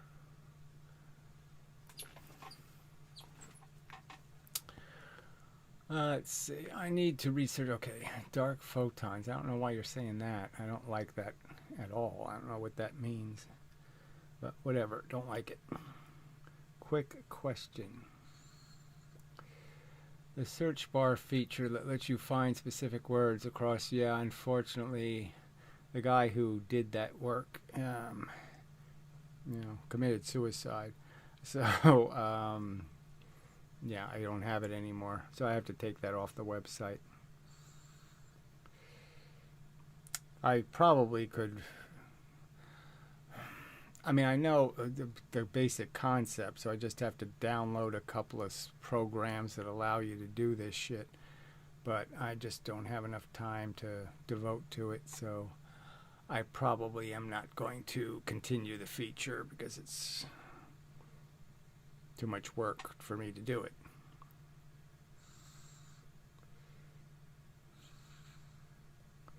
I mean, I have to go, it's a learning curve thing. I just don't have, I spend so much time working on all this arguments and details and blah, blah, blah, that I just, don't have time for that kind of crap anymore. I mean, I really enjoyed programming just because it's a great way to just pass time.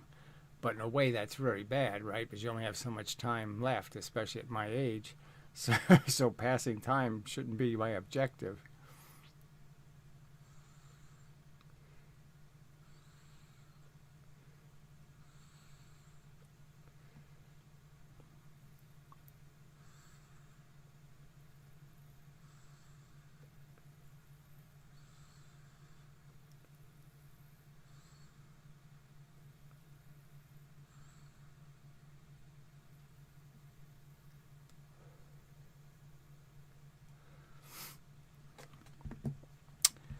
Yeah, unfortunately, I have to, rely on the what is the line from the movie?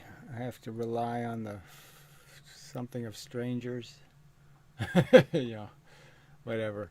But yeah, there's a lot of people I have to, I depend on to do stuff, and they're people under their own stresses and strains, and so you can only ask so much. And so, it takes time to get stuff done. And I'm too cheap to pay for anything. So, that's the way things stand at the moment.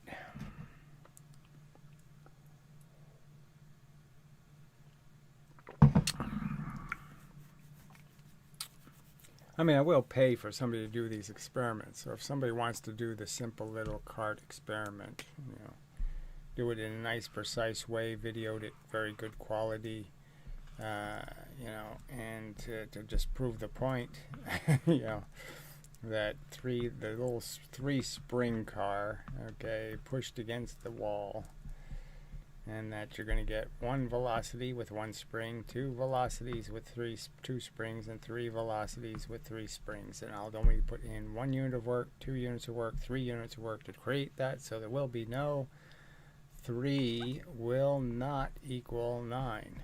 Okay, so verify the simple truth that 3 will not equal 9.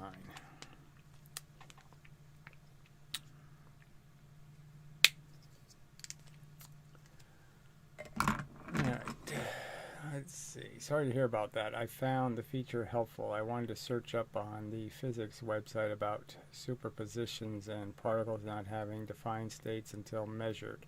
So the whole idea of just measurement, so I can give you a quick one on that one, right, is, we know that, I know that cell phone calls exist, gravity exists, these stuff moving the speed of light is always in the universe. You can't go somewhere where there ain't that stuff. And this, the simple truth is that heat. So how could any particle, let's just say an electron, for example, how could it ever go anywhere entangled or in a superposition? Because technically there's stuff photographing it all the time. It can't get out of the universe where it's being hit by this crap all the time. So it's like saying, look, should it matter whether the film is in the camera or not? No, it doesn't matter. The stupid little bit can't tell whether there's film on our camera.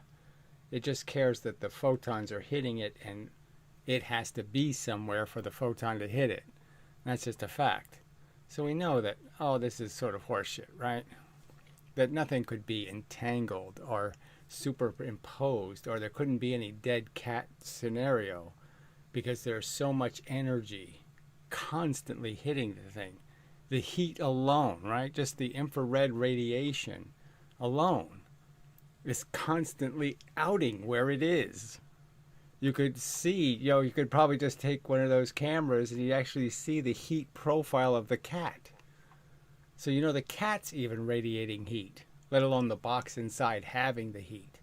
So obviously this idea that something could be in some state and then all of a sudden it hits a wall and now it's exposed to what it is. It already was hit. It was already outed. And all you're arguing is whether there was film on our camera or not. That somehow it can tell the difference between a photon from our photographing light and light. Yeah, no, there's no difference.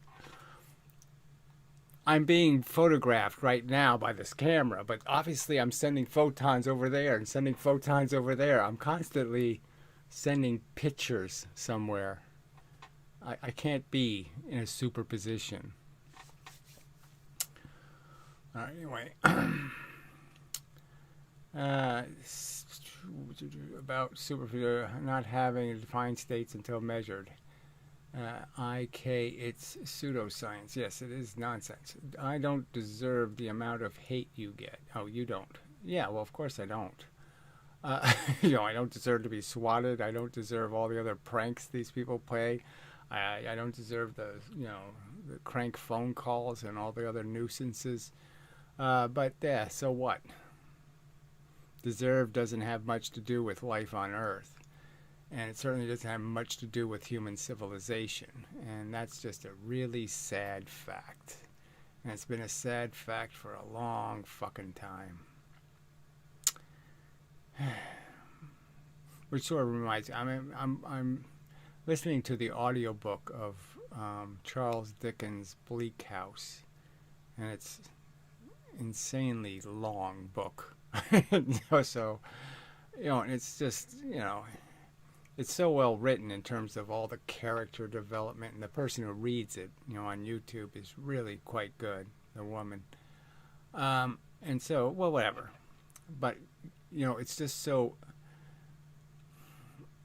Dickens obviously was very good at, describing poverty and lots of things, and, how filthy and dirty, English society was, and you're just saying, how did people survive? It's just, and it's always been suck. And it's just, civilization should be aspiring to have fixed so many of these problems, and it's fixed nothing. We still glorify absolute crap. We might as well have noblemen and lords and all of this horse shit, all of this inherited prestige, because we have exactly the same system. And people are endorsing it overtly, and it's just, oh, fuck. They still can't see through this bullshit. But anyway, side subject. What are your thoughts on, well, every time I even look at the word ether, even at a glance, a sideways glance, it's just almost pukable. Waves in what? What ether? What is it? Little particles of ether? What is it? What? Super Jello? What the fuck? I can't. This, I tried to draw ether, and I said, well, how do I draw ether? Well, it comes out like a checkerboard, right? I could do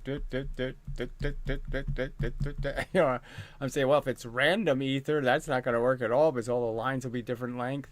So, but I can't do the diagonals. I can't do anything. How the fuck can I have any geometry out of ether? How could I create all these subtle straight lines in almost any direction possible? There's just it doesn't make any sense. I don't know how people show me somebody drawing what ether would be, okay? Because it makes no sense to me. And clearly every photon isn't creating energy going in all directions. It's an insanely silly theory. So ether just doesn't work. You can't make straight lines in ether. I guess that's the simple statement to make. You can't make a vector, a line with an arrow. You can't make one in ether. Can you still be valid? Valid for what? Doesn't it violate the second law of thermodynamics? All of the laws of thermodynamics you can just throw in the garbage, okay? It's really just nonsense. Obviously, you can't create or destroy heat. There. Are we done? Heat is what's moving through the universe. Motion. Heat is motion. Motion moves from one thing to another thing to another thing. So aren't we done with thermodynamics right there? What would be, and so to argue about entropy in the very circumstance where the whole universe is doing this all over the place, there's things collapsing into dense objects. How is that thermodynamically meaning that everything is expanding into nothing? I mean, it's obviously gravity is the most unthermodynamic process you could, unentropic process. So it's undoing any entropy that's happening somewhere else. Gravity's undoing it all over the place because it's creating density. Density is the opposite of dispersal and entropy. So, I mean, the whole theory of thermodynamics they've made a horrible mess out of. There is no entropy. The universe, if it is a closed system, you can understand that, again, the energy can't die. It has to still be somewhere. I mean, the atoms that my body is made out of are the same atoms that were a brontosaurus, 300 million years ago. Right? We could all agree on that, if there's certain carbon atoms that have been, cycling through the environment, you could identify them and say, yes, that's the same atom, So, I mean, I'm just saying, the atoms are the same. Well, the truth is the energy is the same too. Some of the energy in this cycle has been trapped for thousands or millions of years. Some of the energy came from the sun and is new photon-y thingy, so to speak. But it's just, it hits the little bits of force, hit the little bits of matter, and they move the bits of matter. And while the matter's moving, it has the energy. And when the matter stops moving, it means the energy went into something else. The matter had contact with something. The contact made the other thing absorb the energy. So I've used Sisyphus and boulders. So you can understand the Sisyphuses are flying free, or the Sisyphus is pushing a boulder and going much slower. But that's it. Matter carries energy. It carries it. It possesses it. When something's moving, it's being pushed by something. It has energy. It has force. And it can lose it just as easily as it gets it. But the force can't be created or destroyed. So the force has always been somewhere. So the energy making this happen, it was somewhere yesterday. It was somewhere the day before. It was somewhere 3 billion years ago. It was somewhere 30 billion years ago. All right.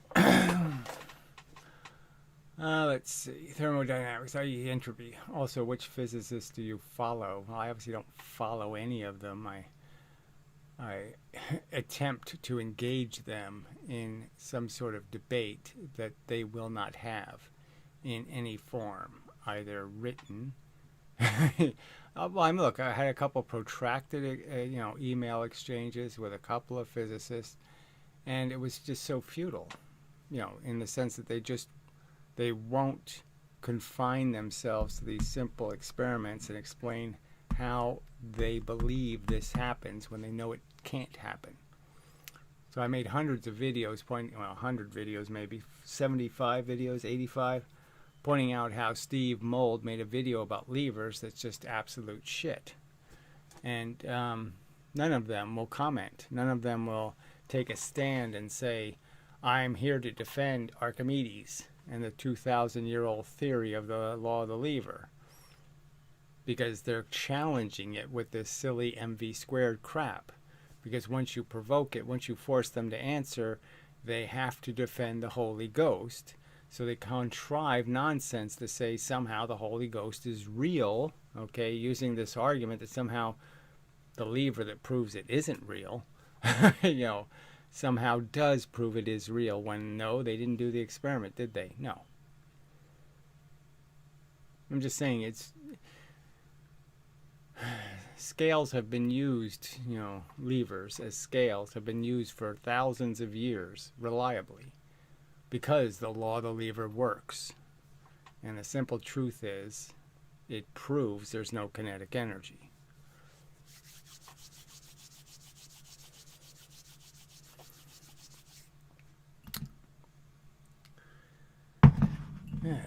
No theorem. There's no kinetic energy theorem. Yeah, it's not a real thing. It's just a silly fable. And a useless silly fable. That's the part that's just so irritating. Why would you fuck with momentum? It's such a clean explanation of how the universe works. You know, that the energy is the quantity, and you can never change that E quantity. You can just change whether it's moving a heavy thing slow or whether it's moving a small thing fast. But you can't change the quantity, the fact that it's in quantum little pieces, and that you can be pushed by 50 pieces or you can be pushed by 500 pieces. And it will be proportional to your motion, that you will conserve the energy of the pieces. I mean, it's such a brilliantly simple explanation that works so well. And I just don't know why anybody would defend breaking that simplicity to believe something that's so unproven. They don't have a single experiment. They can't show you a car crash where, you know, you take a 10-mile-an-hour car and crash it, and then you take a 30-mile-an-hour car, crash it, and you prove that the 30-mile-an-hour car crushes 9 times more. I mean, it's not that hard to do these experiments. Where have they proven this 9 times the crushing? No, never. And then 4 times as fast as 16 times the crushing, and then 5 times as fast as 25 times the crushing. We'll never see any of that. We'll never see them using 25 times the electricity to make an electric drill spin 5 times as fast, because it doesn't happen. And yet I have to make these videos for a decade now, and still nobody just about will concede. No physicist will concede. So not a single physicist will man up and say, yeah, these are all valid points, and our physics needs to create real evidence, not fake evidence. We have to quit saying we've proven when we haven't demonstrated anything at all. I could go back to the Eddington experiment. Simple as shit experiment from space now. 5-minute experiment, 400 times better seeing. So it's 400 times easier to do the experiment. You don't need an eclipse. So it has all that going from space. 5-minute experiments, just need an average camera, and you know, because the amount of how well you can see is so spectacularly better. And they never even tried it from space. Made Einstein. Einstein would be, probably still would be known, but he wouldn't be nearly as well known if it wasn't for that experiment. So never repeated from Earth, you know, with any credibility, and never attempted from space with 400 times better resolution. That's unacceptable science. You don't claim something's been proven when you haven't done anything to prove it.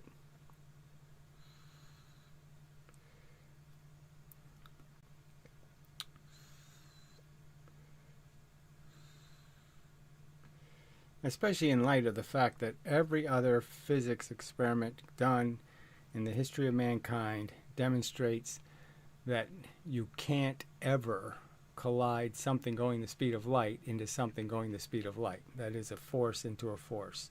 That forces do not ever interact with each other. They have to hit a piece of matter to interact. And if they don't hit a piece of matter, you can't shoot a laser beam into a laser beam and deflect anything unless there's matter. There has to be some form of matter in the environment for a photon to see another photon.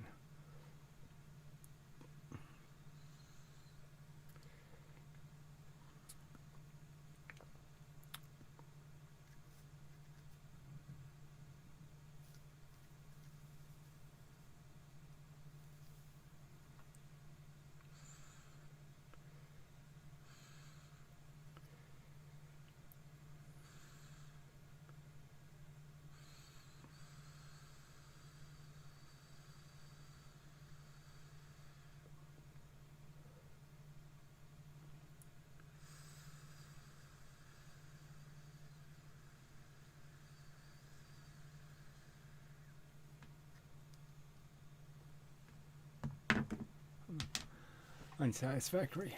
All right, I guess we'll do the 2-minute warning thing, because your people seem to be running out of your questions, we'll call them. And yes, I can only go over it and over it and over it. And it's, you know, like I said, some of you, I don't even know why you keep showing up, because it's all so redundant. You know, but there's nothing I can do about that. You know, until the answers are provided, the explanation is provided that somehow explains just this simple experiment, how I said something about what happens in this circumstance that is incorrect. And of course, I didn't say anything that's incorrect, and it's decisive evidence. I mean, it completely proves that 3 units of work create 3 units of velocity, not 9 units of work. And that the simple truth is that if I bang this cart into another set of springs, 3 times the velocity is only going to do 3 times the work. It's not going to do 9 times the work. It's not going to compress 9 times this number of springs, right? I launched it with these 3 springs compressed. We know this cart can't possibly make any more compression than those 3 springs. I could put 3 springs on the wall over here, right? And we know we're not going to get back what we put in. Well, and let's remember that these have to be very light wheels. We don't want to have steel wheels that are collecting, because then our velocity will be lower. So these have to be light wheels and no axles if avoidable. But anyway, that's why I did it in space. I mean, ideally you do it from in space, in the sense that you take away all of these superfluous, erroneous stealers of energy. And it makes the experiment so much simpler. Well, that's not exactly a good line. But you know, this is not going to compress 9 springs, right? You know that's not going to happen, right? I mean, I really shouldn't have to explain this to adults, right? I mean, people of the world. Okay, 9. So I use 3 springs to launch the car. Their theory is I'll compress 9 springs.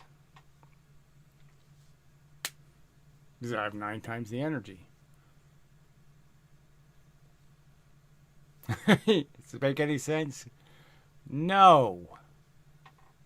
Is it too stupid a theory? Yes. Should I have to keep making these videos? No. Should there be concession that the physics is broken? Yes.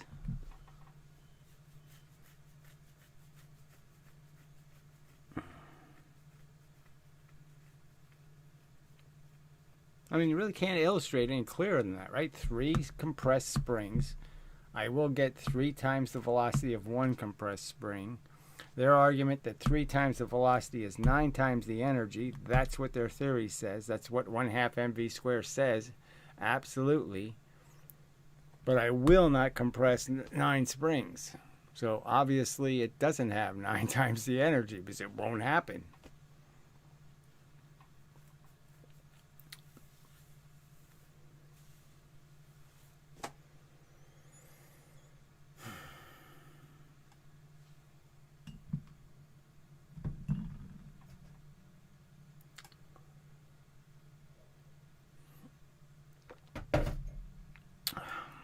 All right, 3-minute warning.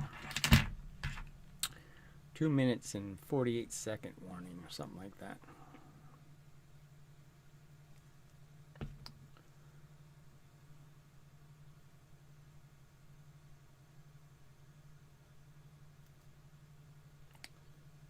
Where's my wire?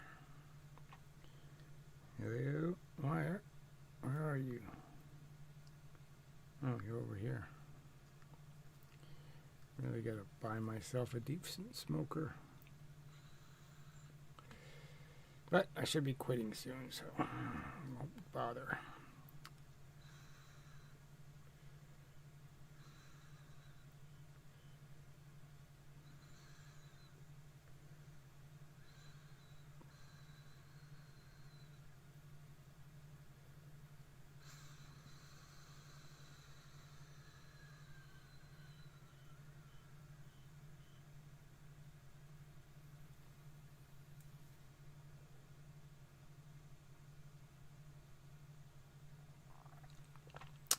Hard to imagine my brain without nicotine, though. Yeah, really hard. Come on, connect.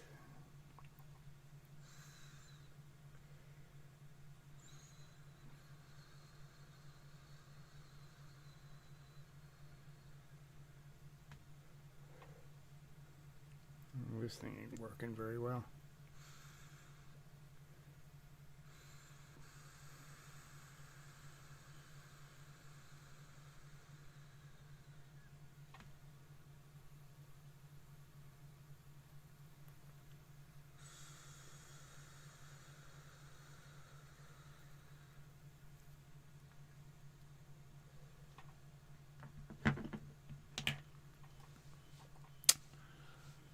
Alrighty then. So I guess that's about it. Where the hell's my mouse? It's over here. Okay. So anyway, thanks for the to those of you who inquired sincerely and made some sort of useful commentary. Appreciate it. Hey, still have doubts? Whatever. Do you believe in Einstein relativity? Well, why would I? It's a non-explanation for anything. Okay, first the gravity argument is silly. Bent geodesic did it. That's not a real thing. Okay, you're creating real momentum in the universe. Something's falling into a gravitational field. That's real energy you're making. You can't make free energy. There has to be something that has energy that gives something energy. That's the whole point of Pushiverse. That's the whole point of recognizing Descartes' point about how energy moves from thing to thing. So you have to take the energy from something to give it to something. So there has to be energy in the universe that's pushing, that's making the object fall, that's making the object accelerate. So obviously I think Einstein's theory is vacuous mush. And as for any kind of thing that if there's no absolute motion, I just go to Newton's bucket experiment. I mean, Newton proved the point. And the funny thing is that he did it as the first argument in his most famous book ever written. And it was the first argument in the book. And he first pointed out the spinning bucket, which causes the water to swirl and causes it to dip. So the water goes to the surface of the bucket. And then he proved it with a stick, with the little balls hanging down. And that you spin the stick and the balls rise.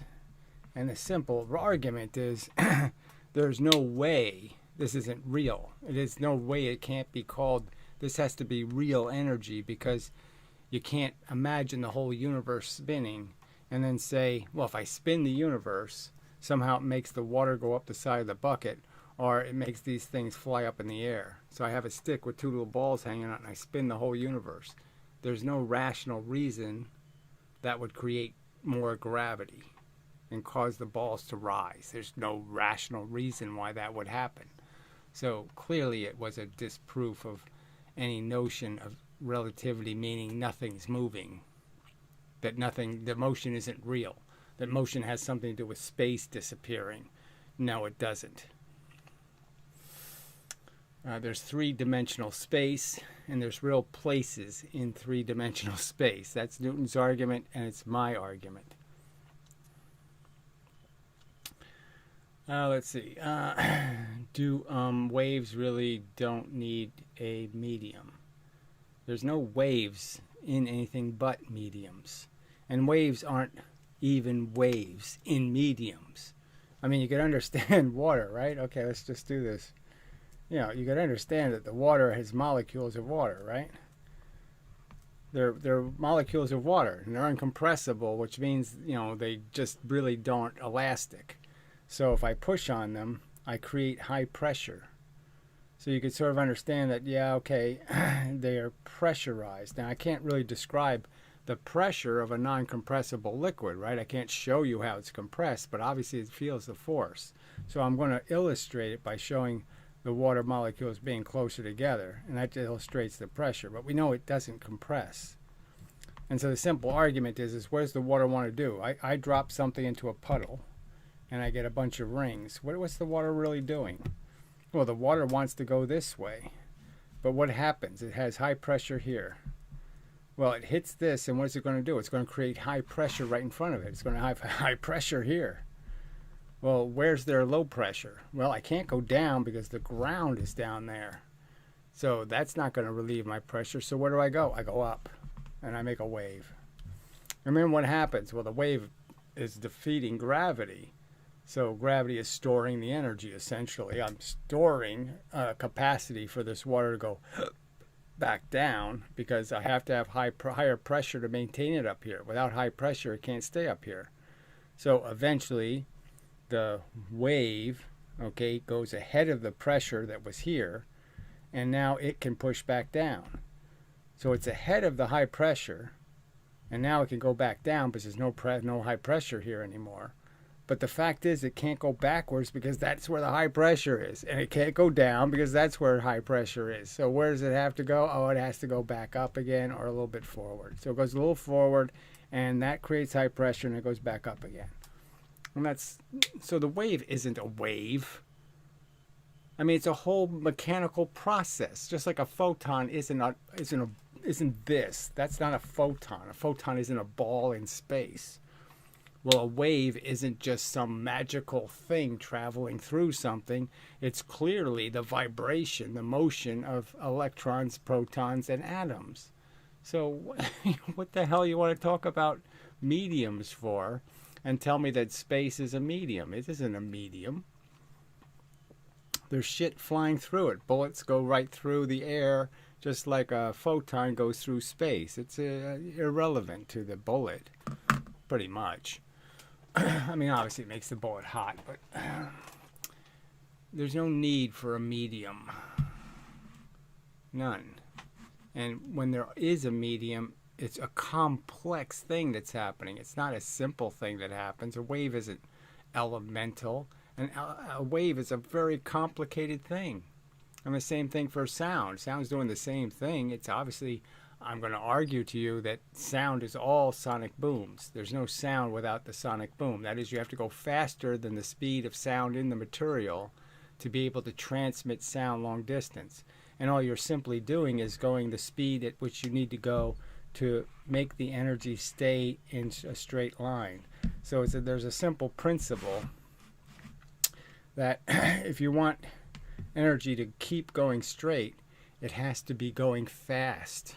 The slower it goes, the more likely it is to bang into things and make them go this way and make them go that way and make them go all kinds of ways. And the faster you go, the more it goes in one direction.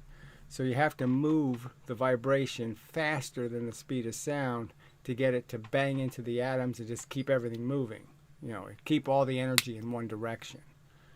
And if it's below the speed of sound, then it gets spread all over the fucking place. So every sound that you hear is really moving something faster than the speed of sound. That's why the whip crack works. It's because you move the tip of the whip faster than the speed of sound, and that's creating sonic booms, and that's what you're hearing, are little tiny sonic booms. Your vocal cords vibrate, and they vibrate faster than the speed of sound, so they create this directional motion, and then your face, you know, bounces it around and creates tones and all that kind of stuff, different frequencies. But it has to have the speed to be able to transmit through the medium. And if it doesn't go faster than the speed of sound, it doesn't go very far. But it's all sonic booms. Every sound can be traced to some little mechanism that's actually vibrating faster than the speed of sound. All right. Yeah, space, as the word space, is nothing. Remember, there's bits flying through space at the speed of light. And that's photons and magnetism and all that kind of shit. All the photonic crap. And gravity, of course.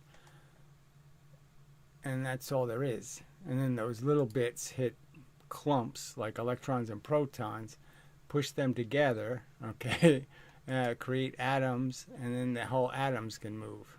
and then the atoms can stick to each other, and then that whole clump moves. But matter has no motion until force sticks to it.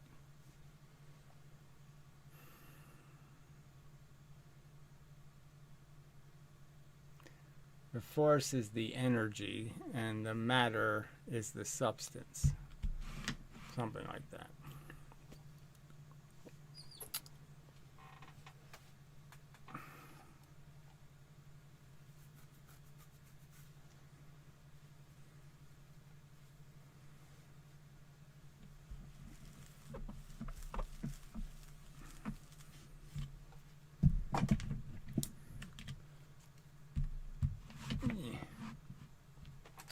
Yeah, hang around a little bit longer, see if somebody else says something.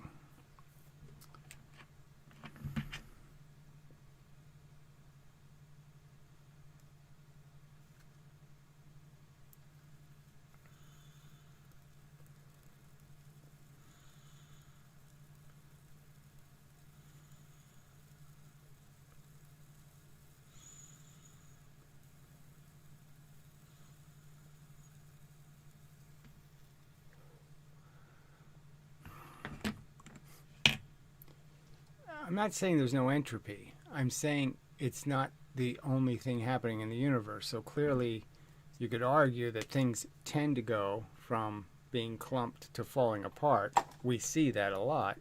We explode things, right? And we take stuff that's going in one direction and we turn it into stuff going in lots of directions. We disperse things. So that's how we use energy. But the fact is that the simple idea is that gravity is doing exactly the opposite. Gravity is taking stuff that's spread out and diffuse, and it clumps it. So it's clearly anti-entropy. And then when it's supernovas, it does the back to entropy thing. So I'm just saying there's no argument to be made that this is a one-way cycle, that you can't take the heat and turn it back into linear motion, because you can. And the universe is doing it all the time. That's what gravity's constantly doing. It's taking things that,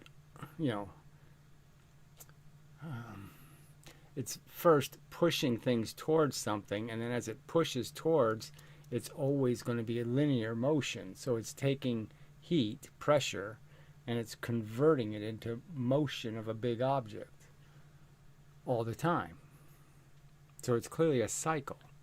And the cycle runs on the simple truth that while the energy, the dispersed energy, the heat in the universe, all the photons, all the little force bits moving, all the radiation, all the other stuff, pushes down, for the energy that's coming from through the Earth has to travel this longer path, so to speak. It has to hit a bunch of electrons and protons, and every time it hits one, it moves at a much slower speed than the speed of light, and so there's a lot of delay. And so the arrow going in of little bits is more than the arrow coming out of little bits, and that's the gravity, the 9.8 meters per second per 1 second you fall in. So that's the anti-entropy mechanism. So there's a conservation of entropy, simply put. All right. If there's no entropy, just pure energy transformation. So let's say a transformation is the wrong word, right? So all we're saying is it's trapped, pushing matter, or it's free. So it's either pushing an electron or it's free, pushing a proton or it's free. That would be the simple statement. So it's either pushing matter or free. And if it's pushing matter, it's going slower than the speed of light. If it's free, it's going the speed of light. What would be the concept for time travel? Well, there wouldn't be one, except going to sleep. So if I go to sleep now, if I take a whole bunch of sleeping pills and I can sleep for 500 years, then I can time travel. But there's no other way to do it. You have to be put into a suspension of function. You have to be frozen or some other bullshit. Okay, there's no way to time travel any other way. As the arrow of time, entropy is absent. Well, whatever. You want to play games with an arrow of time. Time is a function. It's not a dimension. And it's clearly only a function because there's not instantaneous speed. So because photons don't move at instantaneous speed, that's why we have time. If they moved instantaneously, then there wouldn't be anything that could happen because everything would happen at once, and nothing could ever happen because everything can't happen at the same time. So that wouldn't work. In other words, if both hit something with the same momentum, I don't know what this if both. In other words, if both hit something with the same momentum, why does the higher one cause less damage? I don't know what you're talking about. What are you talking about? If you're saying why does a bullet cause more damage than the recoiling gun, they have the same momentum. It's because the bullet's going faster, and fast breaks elastic objects. So you could understand that every elastic object has a limitation. Springs have a limitation. You can't move them too fast. You could even imagine that a rubber ball is breakable if you hit it fast enough with something moving fast enough. So elastic things need time to communicate with each other. The atoms need time to tell each other that something's going on.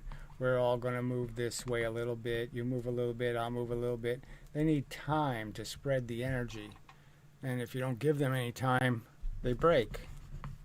So that's all that bullets take advantage of, is the fact that we're made of fragile surfaces. We're like made out of glass. And you know that you could throw a tiny pebble at a piece of glass, and if it's going fast enough, it'll break the glass. And then you could push on the glass pretty hard and it won't break. So it's really just about surface area and speed. So if you apply pressure slowly, the glass will tolerate it and bend.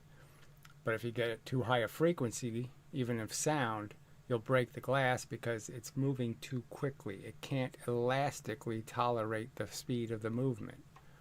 So it's just about taking advantage of surfaces and the fact that you can fracture them. So it's like the karate and breaking the wood. You know that I can apply a whole bunch of pressure and just bend the fibers. Or I can hit it with the karate chop in one little place and cause the fibers to just snap. Because I'm making the motion, as I explained in just the previous argument. I'm keeping the motion fast enough that all the energy stays in one direction. And if I move something like through a fluid, and I go slow, there'll be a whole bunch of turbulence, a whole bunch of stuff going sideways.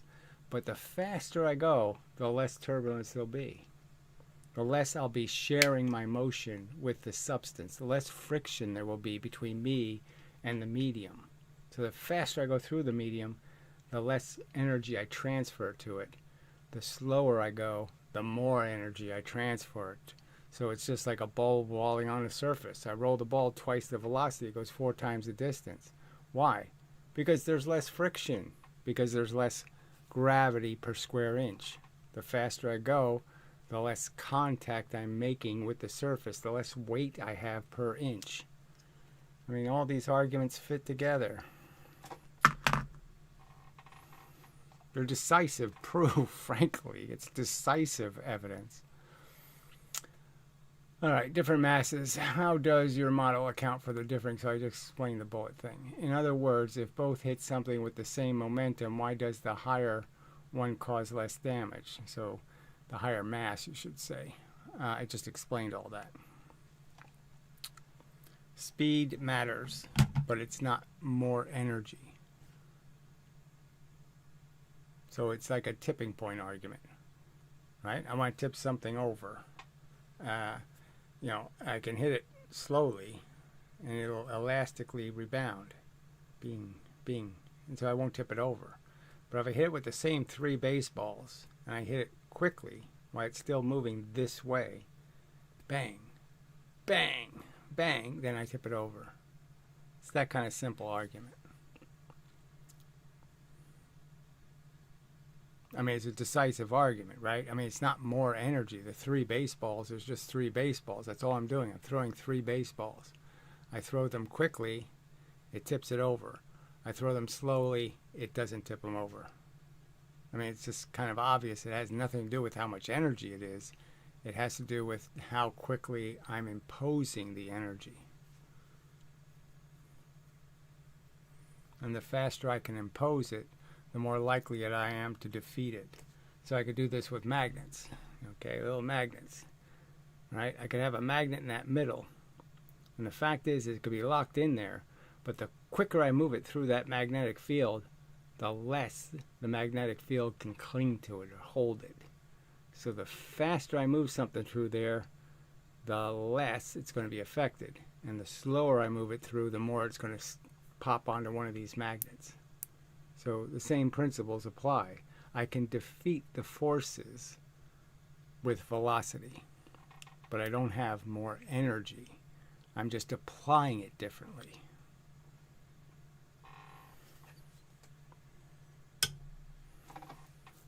I mean, the baseball tipping argument is probably the safest one, just to understand it's exactly the same amount of work I'm putting in, and I'm going to get 2 different results.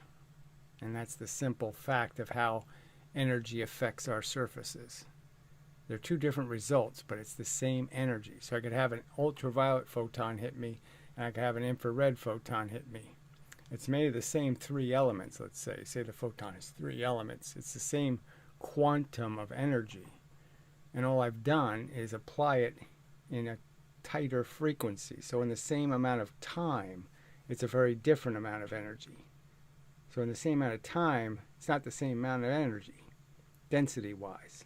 It's not the same density of energy. And so, yes, a higher density is more effective at breaking things. And that's it. It breaks things. But it's not technically more energy.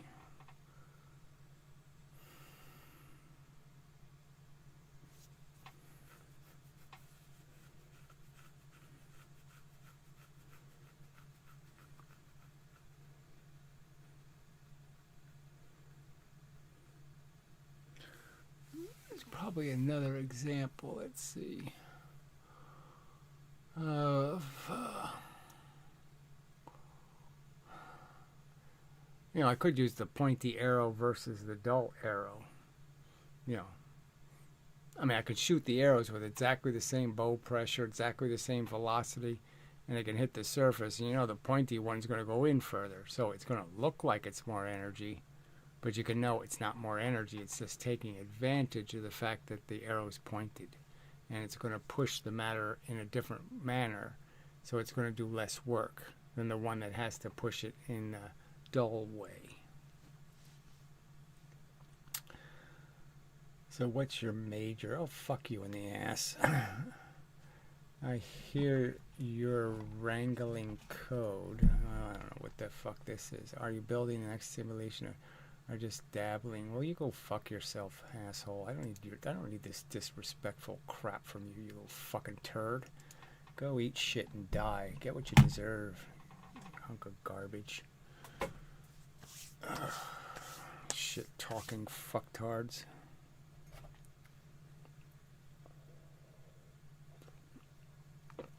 I mean, obviously the simulation's doing something nobody else has ever done.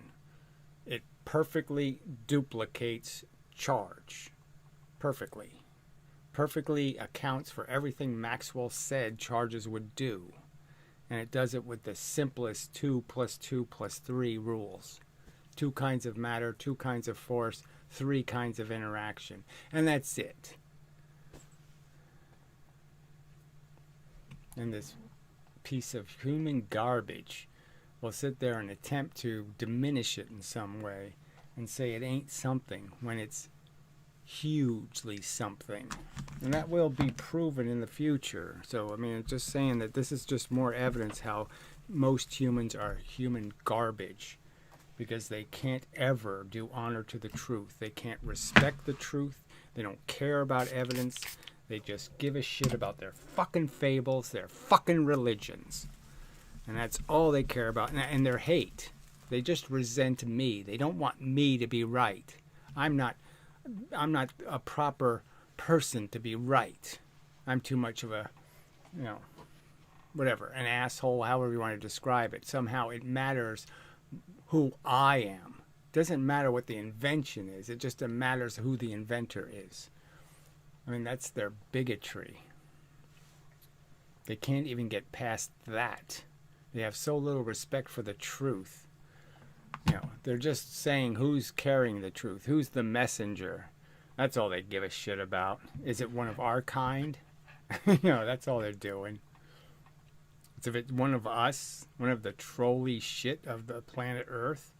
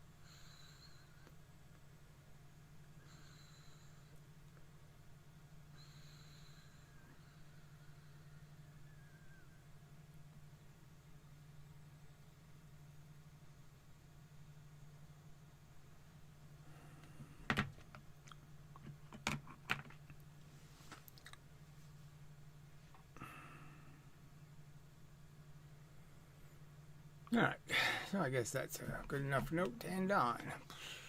It's pretty much par for the course here, the shitty course of interaction with humans, which I really don't like much at all.